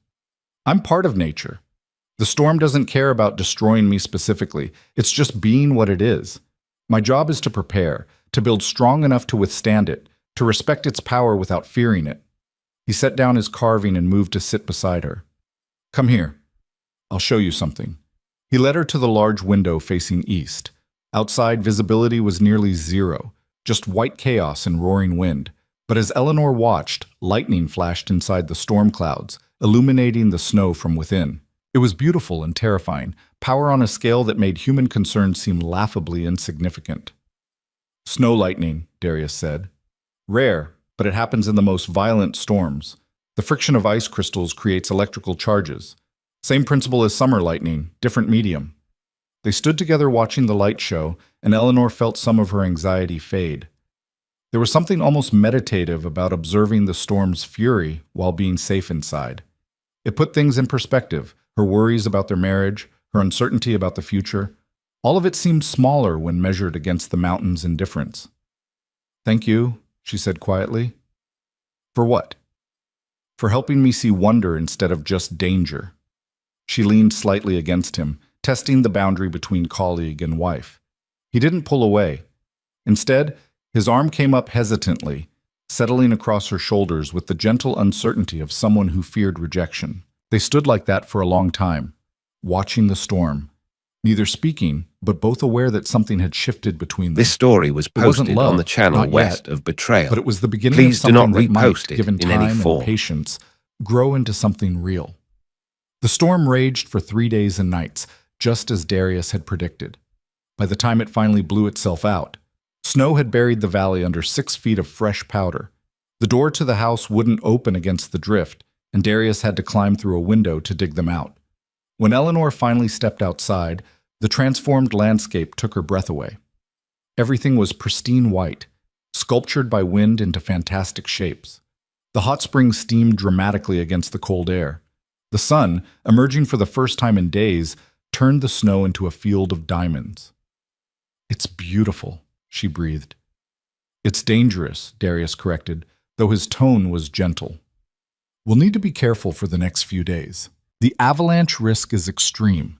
Stay close to the house, don't wander near the valley walls, and if you hear any rumbling sound, run toward the center of the valley immediately." But despite the danger, or perhaps because of it, Eleanor felt more alive than she had in years.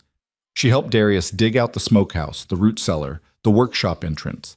She learned to move through deep snow, to read its consistency, to understand where it was stable and where it might give way. And every night, after dinner, she and Darius would sit by the fire and talk about their pasts, their fears, their dreams. Slowly, carefully, like two animals learning to trust each other, they built something neither had expected: genuine friendship, respect, and the first fragile threads of affection. One morning in late January, Eleanor woke to find Darius already gone from the house. This wasn't unusual. He often rose before dawn to check trap lines or tend to outdoor tasks. But something felt different. The fire had been carefully banked, breakfast left warming by the hearth, and a note sat propped against her cup. "Gone to the upper caverns. Back by midday. Don't worry. D." Eleanor ate slowly, curious about what had drawn him away so early. The upper caverns were something he'd mentioned only once, describing them as storage spaces he'd carved deeper into the mountain. She'd assumed they held supplies, preserved foods, the practical necessities of mountain survival. But the careful way he'd written "don't worry" suggested this trip was something more significant. She spent the morning working on a project of her own, sketching designs for curtains that would add warmth and privacy to the house. She'd found fabric in one of Darius's storage trunks, carefully preserved wool in deep blues and greens. With needle and thread, she was slowly teaching herself to sew with the precision required for mountain life, where every stitch had to hold against harsh use. Darius returned just as the sun reached its zenith, his arms laden with wooden crates. His expression was strange, excited and nervous at once, like a man about to reveal a secret he'd kept too long. "Help me with these," he said, setting the crates on the large table. "There's more outside." Together they brought in 6 crates total, each one carefully sealed against moisture and marked with dates ranging from 5 years ago to just months before Darius had descended to cold water. Eleanor watched as he pried open the first crate with a crowbar, revealing contents wrapped in oiled cloth. Inside were architectural drawings, but not the sketches she'd seen in the workshop. These were finished plans, professionally rendered, complete with detailed measurements and material specifications. Darius spread them across the table, and Eleanor's breath caught. The first set showed plans for a hospital designed specifically for mountain communities. The building utilized passive solar heating, This rainwater story was collection posted systems, on the channel and west modular of construction Betrayal. that would allow it Please to do be not built in repost stages it in as any funding form. permitted. Every detail spoke of genius: the orientation to maximize natural light, the ventilation system that would prevent disease spread, the layout that allowed efficient movement in emergencies. "I designed this the first winter," Darius said quietly. "I was angry at how my sister died, how that frontier town had no real medical facility, how people died from things that could have been treated with proper equipment and space. So I designed what they needed." The second crate held plans for a school, not a simple one-room building, but a comprehensive educational facility with spaces for different age groups, a library, workshops for practical skills, even a small dormitorium for children from remote homesteads who couldn't travel daily. "Second winter," Darius continued, I kept thinking about all the children growing up in ignorance because education was a luxury reserved for cities. This could change that. Crate after crate revealed more designs, each one addressing a specific need Darius had identified in frontier communities. A granary system that would protect against rodents and weather while allowing proper air circulation. A water purification system using sand filtration and solar heating. A community center that could serve as meeting hall, market, and emergency shelter. Housing designs that could be built with local materials, but incorporated engineering principles that would make them stronger, safer, more efficient than typical frontier construction. These aren't just theoretical exercises, Eleanor said, studying the meticulous detail in every plan. These are ready to be built. Why haven't you? She stopped, understanding flooding through her. Because Adrian Blackridge is dead, and Darius is just a mountain hermit whose word carries no weight. Who would listen to a man everyone thinks is half wild? Darius's voice held old bitterness. I'd have to reveal who I really am, dredge up the past, face questions about the building that collapsed. And even if I did all that, even if I convinced someone I knew what I was doing, I'd have to leave the mountains. I'd have to go back to the world that broke me. Eleanor moved around the table, studying each design with growing awe. This wasn't the work of a man hiding from his past. This was the work of someone trying to atone, to build something meaningful from the ashes of his mistakes. Every plan addressed real problems, offered practical solutions, showed a deep understanding of both engineering principles and human needs. What if you didn't have to reveal yourself? She asked slowly, an idea forming. What if someone else presented these plans? Someone who could claim they came from a mentor or found them in their family's papers or commissioned them from an anonymous designer? Darius looked at her sharply. You? Why not? I'm a respectable widow, daughter of a professor, well-spoken and educated. I could travel to Denver or Sacramento come spring, present these plans to city councils or businessmen looking to invest in frontier development. Eleanor's excitement grew as she talked. You'd stay here, stay hidden, stay safe, but your work could still change lives. You do that? Take credit for work you didn't do? I wouldn't take credit. I'd be a messenger, a representative. The work would speak for itself. Eleanor picked up the hospital plans, her hands trembling slightly. Darius, these designs could save lives. Children wouldn't have to die like your sister did. People could have better homes, safer buildings, access to education and medicine. How can we keep this hidden when it could do so much good? Darius sat heavily in one of the chairs, his expression torn. I never thought. I designed these because I needed to create, needed to feel useful. I never seriously considered they might actually be built. Then you weren't thinking clearly. Eleanor's voice was firm. You said you came to the mountains to breathe, to escape the noise of the world's expectations. Fine. But that doesn't mean you have to let your talents die with you. You can breathe and create. You can be Darius and honor Adrian's gifts. They spent the rest of the day going through all the plans, discussing the feasibility of each design, the materials required, the potential costs. Darius knew every detail intimately. He'd spent 5 winters perfecting these plans, calculating and recalculating, refining, until each design was as close to perfect as human effort could make it. As evening approached, Eleanor asked the question that had been nagging at her. You said you designed a building that collapsed, that 3 people died. Tell me about it. Darius's face went pale. Eleanor. No.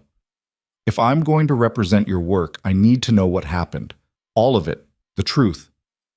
He was silent for so long she thought he might refuse. Then, slowly, he began to speak. Her name was Catherine Marlowe. She was the daughter of a wealthy Boston merchant, beautiful and cultured and completely wrong for me in every way that mattered. But I was young and ambitious and thought love could bridge any gap. His voice was flat, emotionless, as if he were reciting facts about a stranger. Her father commissioned me to design a new warehouse for his shipping business. I was 25, hungry to prove myself, desperate to impress both Catherine and her family. Eleanor sat quietly, letting him tell it at his own pace. I designed something innovative, a 3-story structure with internal supports that would allow for maximum open floor space. The mathematics were complex, the engineering cutting edge. My mentor, an older architect named Samuel Green, reviewed my plans and said they were brilliant but This risky. story was He posted wanted on the me to channel add more west of support Betrayal. columns to build Please in do not redundancy. repost it in any But that would have form. reduced the floor space, made the building less impressive, less unique. Darius stood and walked to the window, staring out at the snow-covered valley. I was arrogant. I thought Samuel was being overly cautious, too conservative. I thought I knew better because I was younger, smarter, more creative. So I dismissed his concerns and proceeded with my original design. Eleanor felt her stomach tighten, knowing what was coming. The warehouse was completed in November of 1879. Beautiful, innovative, exactly what I'd envisioned. Marlowe was thrilled. Catherine was proud. I was celebrated as a rising star in Boston architecture. His hands clenched into fists. 3 months later, during a heavy snow, the roof collapsed. 3 workers were inside doing inventory. They died instantly, crushed under tons of timber and slate. The silence that followed was heavy with grief and guilt. The investigation found that my calculations were correct for normal load conditions, but I'd underestimated the weight of accumulated snow combined with the warehouse's contents. Samuel had warned me about exactly that, but I'd been too arrogant to listen. Darius turned to face her, his expression ravaged. The workers had families, children, wives who became widows because I was too proud to accept advice from someone more experienced. What happened after? Eleanor asked softly. Lawsuits. Settlements that bankrupted me. Professional censure. Catherine broke our engagement, not because she blamed me, but because her father did, and she chose family over love. I couldn't blame her for that either. He moved back to the table, touching the hospital plans with gentle fingers. I left Boston with nothing but guilt and the knowledge that my arrogance had killed 3 men. I came west thinking I'd die in the mountains. Instead, I learned to live differently. Eleanor stood and crossed to him, taking his hands in hers. That tragedy taught you humility. Every design in these crates shows that lesson learned. You've built in redundancy, safety margins, multiple fail-safes. You're not the same architect who built that warehouse. How can you be sure? Because I've seen your work. The house we're standing in has weathered storms that would have destroyed lesser structures. Your designs here show someone who thinks about every possible failure point, who plans for worst-case scenarios. The man who built that warehouse was brilliant but reckless. The man who designed these is brilliant and careful. Darius pulled her close, holding her with a desperation that spoke of years of isolation and self-recrimination. Eleanor wrapped her arms around him, offering comfort the only way she knew how, through presence, through acceptance, through the simple human connection he'd denied himself for so long. They stood like that until the room grew dark and the fire burned low. Finally, Darius stepped back, his eyes wet, but his expression clearer than she'd ever seen it. If we're going to do this, if you're going to present these plans, we need to prepare properly. You'll need to understand every detail, be able to answer technical questions, defend the designs against criticism. He managed a small smile. Think you can learn architecture in 1 winter? I learned to survive in the mountains in 1 month. How much harder can architecture be? His laugh was genuine, free of the weight he'd been carrying. So much harder, but we'll start tomorrow. That night, Eleanor lay in her bed thinking about the man she'd married. Everyone in Coldwater had seen Darius Blackridge as poor, strange, worthy only of mockery, but they'd been looking at the surface, judging wealth in dollars and social standing. They'd never bothered to see This the story brilliant was mind posted hiding on the behind channel patched west of furs, Betrayal. the creative Please do genius not buried under repost mountain it in living, any form. the man carrying guilt so profound it had driven him into exile. She thought about her own journey, from Philadelphia society to destitution, from desperate train passenger to mountain wife. Every choice had led her here, to this valley, to this man, to the revelation that poverty and wealth had nothing to do with money and everything to do with how you measured value. The next morning began Eleanor's education in architecture. Darius was a demanding but patient teacher, starting with foundational principles before building toward more complex concepts. He taught her to see buildings as systems, to understand how different elements work together to create stable, functional structures. They spent hours each day in the workshop, Darius explaining load distribution, material properties, environmental considerations. Eleanor took notes obsessively, filling journal after journal with sketches, calculations, questions. She had to understand not just what the designs showed, but why they worked, what principles governed their construction. A building is a conversation between human needs and physical reality, Darius explained one afternoon, using a model to demonstrate stress points. We need shelter, space, light, warmth. Reality demands we obey gravity, weather, material limitations. Good architecture finds harmony between those competing demands. Eleanor absorbed everything, her mind expanding to encompass concepts she'd never considered. She began to see the world differently. Every structure became a lesson, every natural formation an example of engineering principles. The house itself was a textbook, each element demonstrating ideas Darius was teaching her. But it wasn't all work. In the evenings, they cooked together, talking about things beyond architecture. Darius asked about her childhood, her father's academic work, the poetry and literature she loved. Eleanor learned about his youth in Boston, his complicated relationship with his merchant father who'd wanted him to join the family business, his mother who'd encouraged his artistic inclinations. She died when I was 17, Darius said one night, stirring a pot of stew. Cholera epidemic. My father blamed me for encouraging her to volunteer at the hospital where she contracted it, said her compassion was a weakness I'd reinforced. That's unfair. Compassion isn't weakness. No, but it can be dangerous. She could have stayed home, stayed safe. Instead, she chose to help others, and it killed her. He ladled stew into bowls. My father never forgave me for supporting that choice. We barely spoke after her funeral. When I left Boston after the warehouse collapse, he sent one letter. It said I'd shamed the family name, and he wished I'd died instead of those workers. Eleanor's heart ached for the layers of loss this man had endured. Have you ever thought about writing to him, telling him you're alive? He died 2 years ago. My sister wrote to tell me, sent the letter to a postal box I maintained in Coldwater. He left everything to a cousin who'd joined his business. Darius's expression was neutral, but Eleanor could see the pain underneath. I was disinherited, erased from the family as thoroughly as if I'd never existed. They ate in silence for a while. Then Eleanor said, Your father was wrong. You didn't shame anyone. You made a mistake, yes, but you learned from it. That's not shameful. That's human. Tell that to the widows of the men who died. I can't, but I can tell you that punishing yourself forever doesn't honor their memory. Building better, safer structures, that honors them. Making sure no one else dies from the same mistake, that's how you make meaning from tragedy. Darius met her eyes across the table. When did you become so wise? When I married a man who taught me to see differently. She reached across the table, taking his hand. We're good for each other, I think. We see each other's wounds and don't look away. His fingers tightened around hers. Eleanor, I need to tell you something. When I married you, I didn't expect... I thought this would be a practical arrangement, nothing more. But somewhere in the past 2 months, that changed. You've become more than a partner. You've become a friend, Eleanor finished softly. I know. I feel it too. More than a friend? Darius corrected, his voice low and intense. I'm falling in love with you. Maybe I have been since I watched you defend me to those men in Coldwater. Maybe it happened during the climb when you refused to quit despite being terrified. Maybe it was the first time you looked at my work and saw value instead of wasted effort. I don't know when exactly, but I know it's true. Eleanor's breath caught. She'd known her feelings for Darius were growing, deepening from respect into something warmer. But she'd been afraid to examine it too closely, afraid to want something that might not be reciprocated.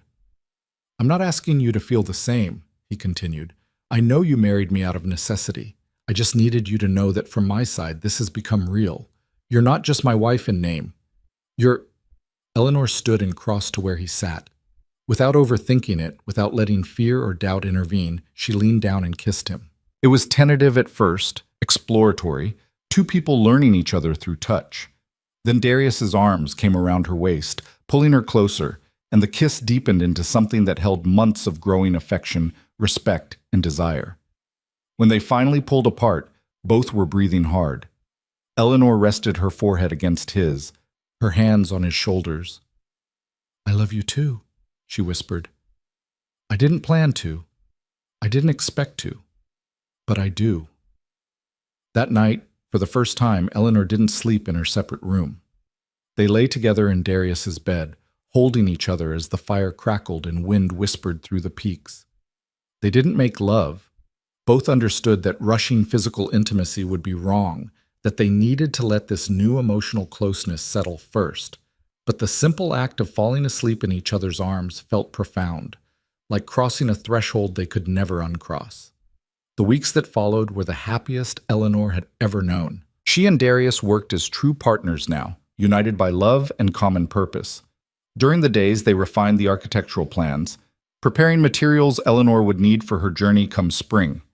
During the evenings, they built their marriage, sharing stories and dreams, learning each other's bodies with gentle exploration, creating a life together in their hidden valley.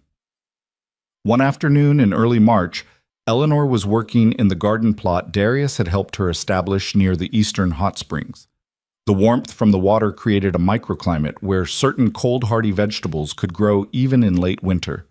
She was checking on carrots and turnips when she heard Darius calling her name with unusual urgency. She found him in the workshop, standing before a table covered with fresh sketches. His eyes were bright with excitement. "I've been thinking about your idea, you representing my work," he said rapidly. "But I realize we're thinking too small. Individual buildings, separate projects, scattered impact. What if instead we designed something comprehensive? An entire planned community based on sound architectural principles?" Eleanor looked at the sketches. They showed a town layout incorporating all of Darius's innovations: the hospital, school, housing, water systems, everything. But more than that, the design showed how these elements could work together, creating a community greater than the sum of its parts. "This is ambitious," she said carefully. "Too ambitious?" Eleanor studied the plans more closely. The town was designed for a valley environment, utilizing natural features for protection and resources. The layout maximized solar exposure while minimizing wind impact. The water system used gravity and natural filtration. The buildings were positioned to create community spaces while maintaining privacy. Every detail showed the same careful thought that characterized all of Darius's work. "No," she said finally. Not too ambitious. Exactly ambitious enough. This isn't just a town, it's a blueprint for how frontier communities could thrive instead of just survive." They spent the next month developing the plans. Darius drew on everything he'd learned about mountain living, frontier needs, and architectural innovation. Eleanor contributed ideas about community organization, education, and the social structures that would make such a place succeed. Together, they created something remarkable, a vision of what the West could become if built by people who understood both human needs and environmental realities. As spring approached and the snow began its slow retreat, Eleanor prepared for the journey she'd promised to make. Darius taught her the route down to Coldwater, the landmarks to watch for, the dangers to avoid. They discussed which cities to approach, which businessmen might be interested, how to present the plans for maximum impact. "You'll be gone for months," Darius said one night as they lay in bed. "Maybe longer if you actually find someone willing to fund construction." "I'll come back," Eleanor promised. "This valley is my home now. You're my home." "What if you get down there and realize you miss civilization? What if you remember what it was like to have theaters and restaurants and people who aren't half-wild mountain hermits?" Eleanor turned to face him in the darkness. "I married a poor mountain man everyone mocked. I climbed through terrain that should have killed me. I learned to survive in a place most people don't believe exists. Do you really This story think I'm was going to be posted swayed on the by channel theaters west and of the restaurants? trail. Please do I not think I'm repost terrified it of in any losing you. form. Then trust what we've built. Trust that I'm not the desperate woman who stepped off that train. I'm someone different now, someone who chooses this life, this place, this man, not because I have to, but because I want to." They made love that night with a tenderness born of impending separation and deep connection. Afterward, holding each other in the darkness, Eleanor thought about how far she'd traveled in 6 months. Not just the physical miles from Philadelphia to Wyoming, from Coldwater to this hidden valley, but the internal journey from destitution to purpose, from desperation to love, from merely surviving to truly living. The morning Eleanor was set to depart, she and Darius stood at the edge of the valley where the path began its descent toward the lower world. Her pack was loaded with supplies and carefully wrapped architectural plans. She wore the traveling clothes Darius had improved and reinforced, warm and practical. "Don't take unnecessary risks," he said, checking her pack straps one more time. "If weather turns bad, find shelter. If anyone gives you trouble, head for the nearest town marshal. And remember, the mountain speaks if I listen," Eleanor finished. "You've taught me well, Darius. I'll be careful." He pulled her close, kissing her deeply. "Come back to me." "Always," she promised. Then she turned and began the descent, not looking back because looking back would make leaving impossible. As she walked, Eleanor thought about the man watching her go. The man everyone thought was poor, who possessed more wealth than most people would recognize in a lifetime. The man who'd built a kingdom from stone and vision, who'd turned exile into sanctuary, who taught her that value had nothing to do with money and everything to do with what you created with your own hands and heart. She carried his work with her, carefully protected against weather and damage. But more than that, she carried the knowledge that she was returning to a place where she was loved, valued, and truly home. Whatever happened in the world below, whatever success or failure she found, she would return to the valley. She would return to Darius. She would return to the life they were building together, high above the clouds, where patience and courage had created something extraordinary from the ruins of two broken lives. The descent took Eleanor 3 days, each step carrying her farther from the valley and closer to the world she'd left behind. The mountain was kinder to her this time. She knew its language now, could read the signs Darius had taught her, understood when to push forward and when to shelter.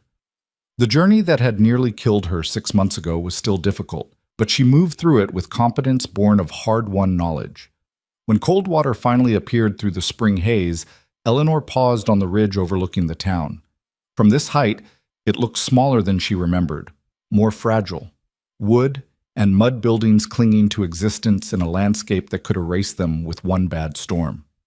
She thought about Darius's designs, about communities built with intention rather than desperation, and felt a surge of purpose that steadied her nerves. Ruth Calloway was sweeping the porch of her boarding house when Eleanor walked down Main Street. The older woman's broom clattered to the ground, her mouth falling open in shock. "Sweet mercy," Ruth breathed. "Eleanor Hartley? We thought you were dead." "Eleanor Blackridge now," Eleanor corrected gently, stopping at the base of the porch steps, "and very much alive." Ruth descended the steps slowly, circling Eleanor as if examining a ghost. "You look different, stronger somehow. What happened up there?" "I learned to survive. I learned what I was capable of." Eleanor met Ruth's eyes. "Is there somewhere we can talk? Privately? I need advice, and you're the only person in this town whose judgment I trust." Over coffee in Ruth's private parlor, Eleanor explained what she needed. Introductions to people of influence, letters of reference, guidance on how to approach businessmen and city officials. She was careful about what she revealed, saying only that she had architectural plans of significant value and needed to find the right people to present them to. Ruth listened with the shrewdness that had made her successful in a hard world. "These plans, where did they come from?" "They're from my late husband's family," Eleanor said, using the cover story she and Darius had developed. "Adrian Blackridge was an architect in Boston before he came west. These were among his papers. I believe they could transform frontier development, but I need someone willing to look past their source and see their value." It wasn't entirely a lie. Adrian Blackridge had been an architect in Boston. The plans were his. Eleanor simply allowed Ruth to assume Adrian was dead, which in some ways he was. Darius had buried him thoroughly enough. "You'll want to talk to Harrison Webb in Denver," Ruth said thoughtfully. "He's a developer, made his fortune in mining, but he's been investing in town building lately. Smart man, forward-thinking, he might listen." She paused. "But Eleanor, men like Webb don't take women seriously, especially young women with no credentials beyond being a widow." "I know. That's why I need you to write me a letter of introduction. Position me as the representative of a deceased architect's estate, educated and capable of discussing technical matters. Make me legitimate in their eyes."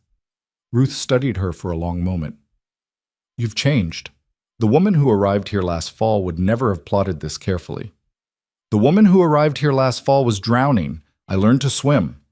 Ruth wrote the letter that afternoon, along with several others to contacts in Sacramento and Salt Lake City. She also provided Eleanor with better traveling clothes, a proper dress that would help her blend into city society, a coat that didn't scream mountain frontier, accessories that spoke of modest respectability. "You'll need money for hotels, meals, travel," Ruth said, pressing a small purse into Eleanor's hands. "Consider it an investment. If these plans are as good as you believe, I want a stake in whatever comes of them." Eleanor tried to refuse, but Ruth was insistent. "I've been watching people succeed and fail in the West for 20 years. You've got something the failures don't.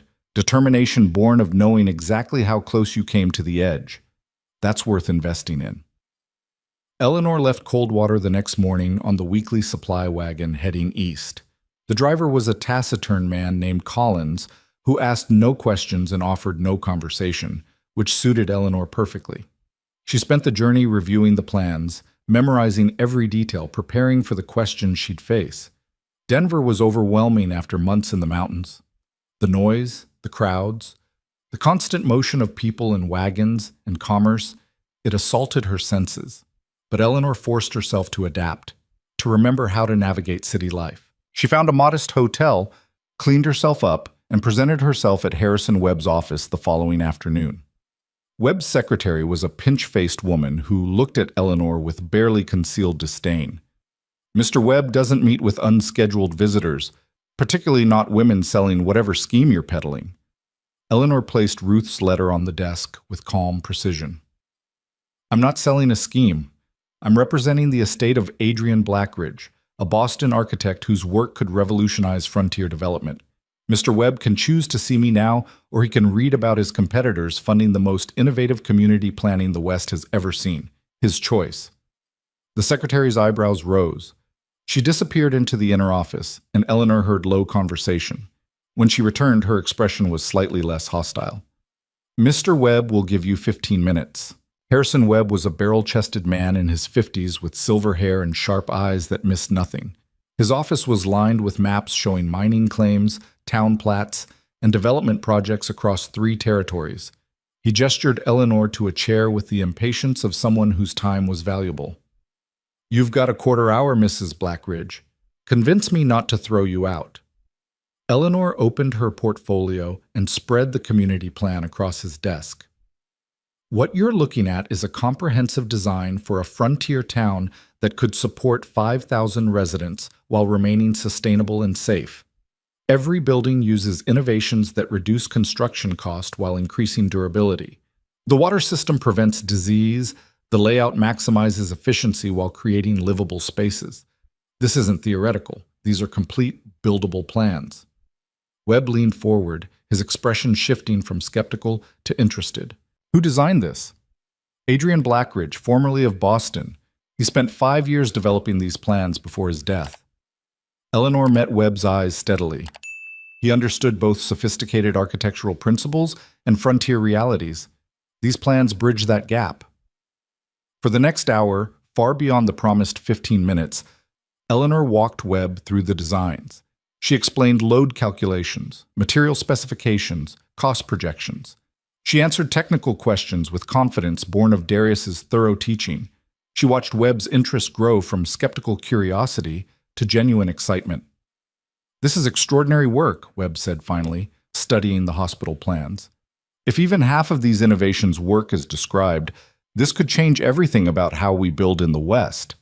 He looked up This sharply. story was posted "Why on the bring this to channel me? west of Betrayal. Why not back east Please where do not you'd have more repost it established in any contacts?" form. "Because the East doesn't need these innovations. They have resources, infrastructure, established supply chains.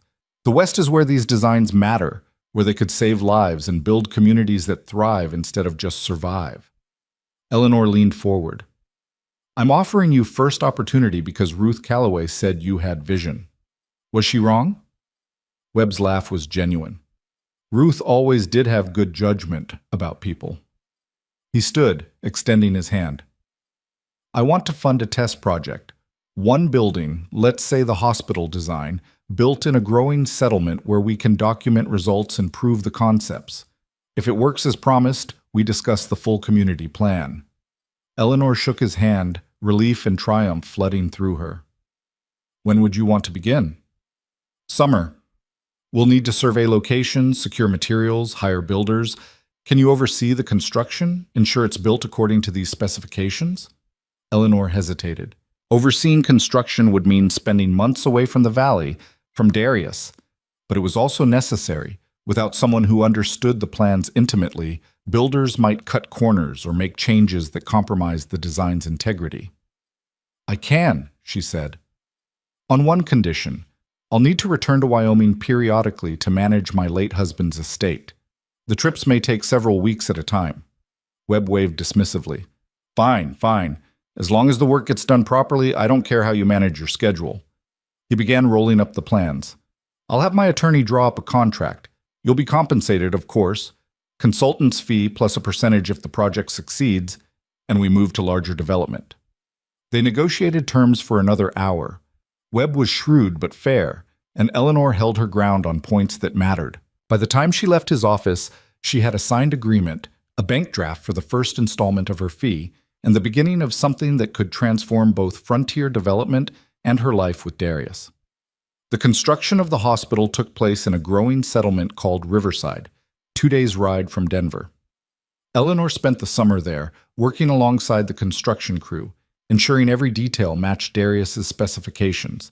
It was grueling work, long days in the heat, arguing with foremen who resented taking direction from a woman, solving problems Darius hadn't anticipated because theory and practice never aligned perfectly. But slowly, the building took shape. The passive solar design worked better than even Darius had predicted. The ventilation system drew fresh air through the wards efficiently. The modular construction allowed them to complete sections progressively, and the local doctor who'd be running the facility wept when he saw the surgical theater with its northern light and proper drainage. I've been practicing medicine in the frontier for 20 years, Dr. Samuel Morrison said, walking through the nearly completed building. I've treated patients in tents, shacks, even open air. This is what we've always needed. People won't have to die from lack of proper facilities anymore. His words echoed what Darius had said about his sister, and Eleanor felt the rightness of what they were doing settle deep in her bones. This wasn't just architecture. This was redemption. She returned to the valley in September, as soon as the hospital was complete enough that she could leave it in others' hands.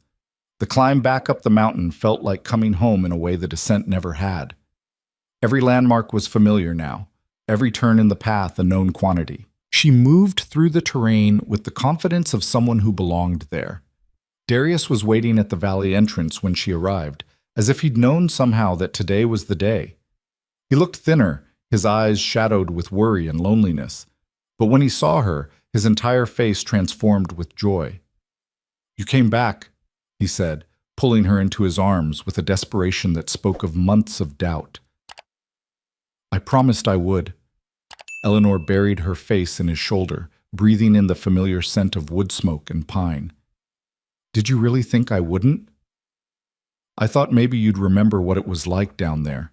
Comfort, society, people who aren't half-mad hermits living in caves." Eleanor pulled back to look at him. "I remembered exactly what it was like. Noise and judgment, and people who measure worth in money and status. I remembered why I chose this instead." She kissed him deeply. "I chose you. I choose you. Stop doubting that." That night, sitting by the fire in their home, Eleanor told Darius everything. The meeting with Webb, the construction process, the success of the hospital design, the requests from other developers who'd heard about the project and wanted similar innovations for their own communities. "Your work is going to change the West," she said, spreading new sketches across the table, modifications they'd had to make during construction, improvements that had emerged from practical application. "People are already calling the Riverside Hospital a marvel. They want more." Darius studied the sketches with the hungry focus of an artist seeing his vision realized. "These changes you made, here and here, they're improvements. Better than my original design. We made them together. I'm just the hands in the world below. You're the mind that creates." Eleanor took his hand. "We're partners in this, Darius. Your genius, my ability to move in that world. Together we can build something extraordinary." Over the winter, they refined the community plan based on lessons learned from the hospital construction. Darius designed. Eleanor tested ideas against practical realities. They argued, compromised, improved. The plan that emerged was stronger than either could have created alone. Visionary but buildable. Innovative but practical. Spring brought news from Webb. 3 towns wanted to implement portions of the community plan. A consortium of investors was interested in funding a complete planned community based on the full design. Eleanor was being hailed in development circles as a brilliant architectural consultant, though she deflected credit at every opportunity, speaking always of her late husband's genius and her role as merely preserving his legacy. "You could tell them the truth," Eleanor said one evening as they reviewed contracts. "Reveal that Adrian Blackridge is alive, that you're the mind behind all this." Darius shook his head. "Adrian Blackridge is dead. That man was arrogant and careless and got people killed. Darius is who learned to be better. Let Adrian's work speak for him. That's redemption enough." Eleanor didn't push. She understood that Darius needed the separation, needed to believe he'd earned the right to create again through years of exile and learning. Maybe someday he'd be ready to reclaim his name. Until then, she'd be the bridge between his genius and the world that needed it. The years that followed established a rhythm. Eleanor would spend summers in the lower world, overseeing construction projects and meeting with investors. She became known as a formidable consultant, someone who understood both the technical and human elements of building communities. Men who'd initially dismissed her learned to respect her knowledge and tenacity. But always, she returned to the valley. Sometimes for weeks, sometimes for months during the winter when construction halted and the mountain passes closed. The valley was her anchor, her truth, the place where she could shed the performance of city life and simply be Eleanor Blackridge, wife of a mountain man, partner to a hidden genius. Together, they expanded the valley settlement. They built the greenhouse Darius had designed, creating a space where vegetables and herbs grew year-round. They constructed a second building, a library and workshop combined, where Darius could work and Eleanor could study during her time at home. They even began building a small guest house, preparing for a future where they might share their sanctuary with carefully chosen others.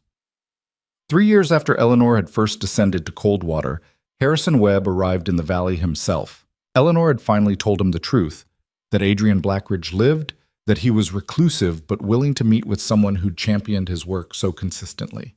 Webb climbed the mountain with surprising determination for a man of his age and city softness. When he finally stood in the valley, looking at the structures Darius had built, his expression was one of pure wonder. "This is what you've been protecting," he said, turning slowly to take in the entire settlement. "This is why you insisted on isolation clauses in all our contracts." Darius emerged from the workshop, wiping stone dust from his hands. He'd dressed in his finest clothes for the meeting, still simple, but clean and well-made. He extended his hand to Webb. "Mr. Webb, thank you for respecting my privacy all these years." Webb shook his hand firmly. "Your wife is a remarkable woman, Blackridge, and your work has changed how the West builds. You've earned your privacy and more." He glanced around again. "But I have to ask, why hide? Why not take credit for what you've accomplished?" "Because credit was what drove me to arrogance once before. Pride made me careless, and carelessness killed people." Darius's voice was steady, calm. "I'd rather the work matter than my name. Let the buildings speak. Let the communities thrive. That's legacy enough." Webb was silent for a moment. Then he nodded slowly. "I respect that. Though I think you're wrong. The world could use more architects with your vision and humility." This story was posted on the channel He west pulled an of envelope from Betrayal. his coat. Please do not "I came repost to deliver it in this any in form. person. It's an offer from a coalition of territorial governors. They want to fund a comprehensive planned city. Not a town, a city. 10,000 residents built from the ground up using your principles. It would be the largest planned community west of the Mississippi." Darius took the envelope but didn't open it. "Where?" "There's a valley in Oregon Territory. Rich soil, access to water, position for rail expansion. Perfect location." Webb's enthusiasm was evident. "This could be your masterwork, Blackridge, a chance to prove that cities can be designed for human flourishing instead of just economic efficiency." Eleanor watched her husband's face, seeing the war between desire and fear play out in his expression. This was everything he'd dreamed of, a chance to create something monumental, to prove his concepts at scale. But it was also terrifying, a reminder of the last time he'd reached for something this ambitious. "Can I think about it?" Darius asked. "Of course, but don't think too long. Opportunities like this don't wait forever." After Webb left, descending the mountain with Eleanor's promise to visit Denver within the month, Darius sat at the large table, staring at the unopened envelope. "Talk to me," Eleanor said, sitting beside him. "I'm afraid," he admitted. "Afraid that if I reach for something this big, I'll fail again. Afraid that my hubris will return and I'll make mistakes that hurt people." "You're not the same architect who built that warehouse. You've spent 8 years learning humility, testing your ideas, building in redundancy and safety. Your hospital in Riverside has been operating for 3 years without a single structural issue. Your water systems have prevented disease outbreaks in 4 towns. Your housing designs have weathered storms that destroyed conventional buildings." Eleanor took his hand. "You've proven yourself, Darius. The only thing holding you back now is fear of a past you've already atoned for." "What if I'm not ready?" "You'll never feel ready. But ready and capable are different things." She squeezed his fingers. "I believe in you. Webb believes in you. Thousands of people living in communities you designed believe in you, whether they know your name or not. Maybe it's time you believed in yourself." Darius opened the envelope and read the proposal. His hands trembled slightly, but his eyes grew clearer with each page. When he finished, he looked at Eleanor with an expression she'd never seen before. Not just hope, but conviction. "If we do this, it can't be hidden.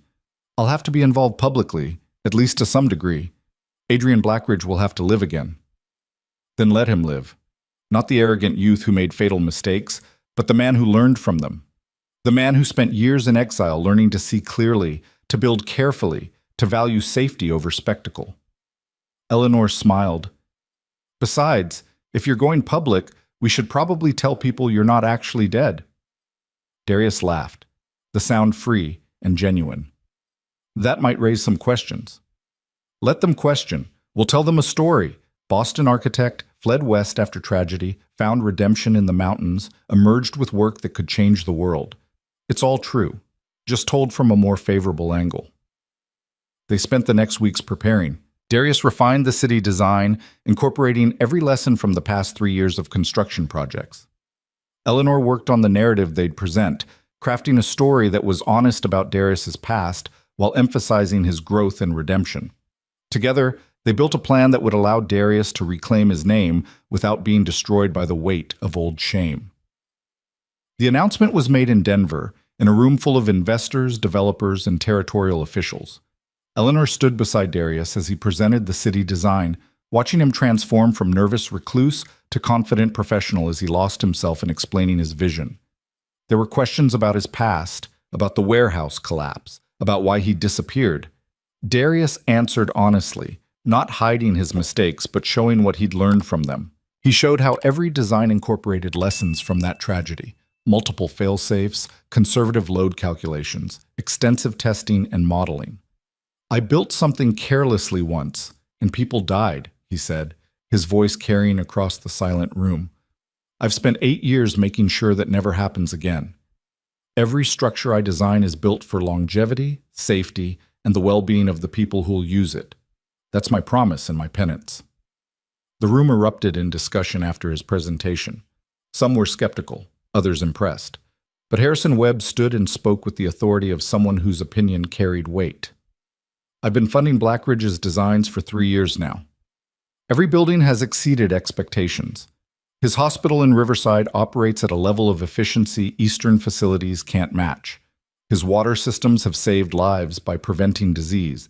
His housing designs withstand weather that destroys conventional construction." Webb's gaze swept the room. This man isn't asking for blind faith. He's asking for recognition of proven results. I suggest we give it to him. The vote was close, but ultimately, the consortium agreed to fund the project. Darius would design and oversee construction of the planned city. Eleanor would manage community development and ensure the social infrastructure matched the physical. Together, they'd build something the West had never seen before. The project took 5 years. 5 years of traveling between the valley and the construction site in Oregon. 5 years of solving problems, managing crews, dealing with setbacks and triumphs. 5 years of watching Darius's vision take physical form, transforming from sketches and models into streets and buildings and a living, thriving community. They named it Blackridge, over Darius's protests. He'd wanted something neutral, but the settlers who came to build the new city insisted. This was his vision made real, and it deserved to carry his name. Eleanor thought the irony was perfect. The man everyone in Coldwater had mocked as the poorest soul in the territory now had an entire city named after him. The city succeeded beyond anyone's expectations.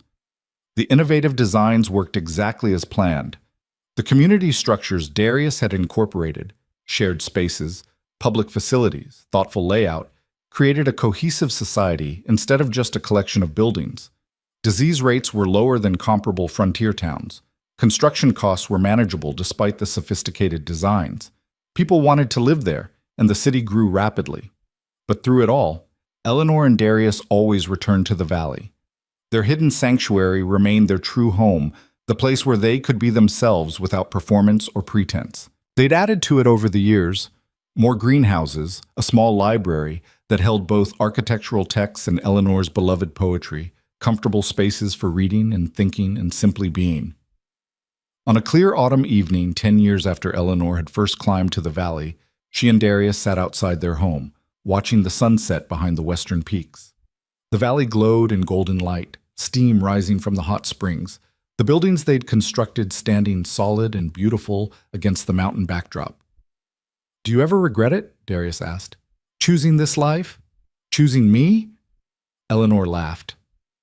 "That's a question you should have stopped asking about 8 years ago. Indulge me." She thought about it seriously, reviewing the decades since she'd stepped off that train in Coldwater.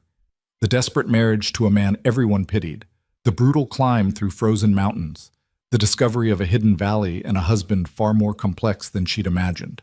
The years of work building something meaningful from Darius's genius. The life they'd created together, balanced between two worlds, but rooted in their mountain sanctuary. "I regret nothing," she said finally. "I married the poorest man in the territory, and I became richer than I ever imagined possible. Not in money, though we have that now too, but in purpose, partnership, and love. I wouldn't trade a single moment, even the hard ones." Darius pulled her close, and they sat in comfortable silence as darkness fell and stars emerged. Down in the world below, people lived in communities Darius had designed, never knowing the full story of the man who'd created them. They thought Adrian Blackridge was a brilliant architect who'd found redemption after tragedy. They didn't know about the hidden valley, the years of exile, the mountain that had taught a broken man how to breathe again. But Eleanor knew. She knew the complete story, every chapter, every struggle, every triumph. She knew the man behind the legend, and she loved him not despite his wounds, but because of how he'd transformed them into wisdom. Years later, when Eleanor and Darius were old and their hair had gone silver, they would sit in this same spot and watch the valley change with the seasons. They'd built a life that defied every expectation society had placed on them. The desperate widow and the poor mountain man had created something extraordinary, not just buildings and cities, but a partnership that honored both their strengths and weaknesses. Students of architecture would study Darius's designs for generations, analyzing his innovations and marveling at his vision. But they'd never know the whole truth, that his greatest design wasn't a building at all.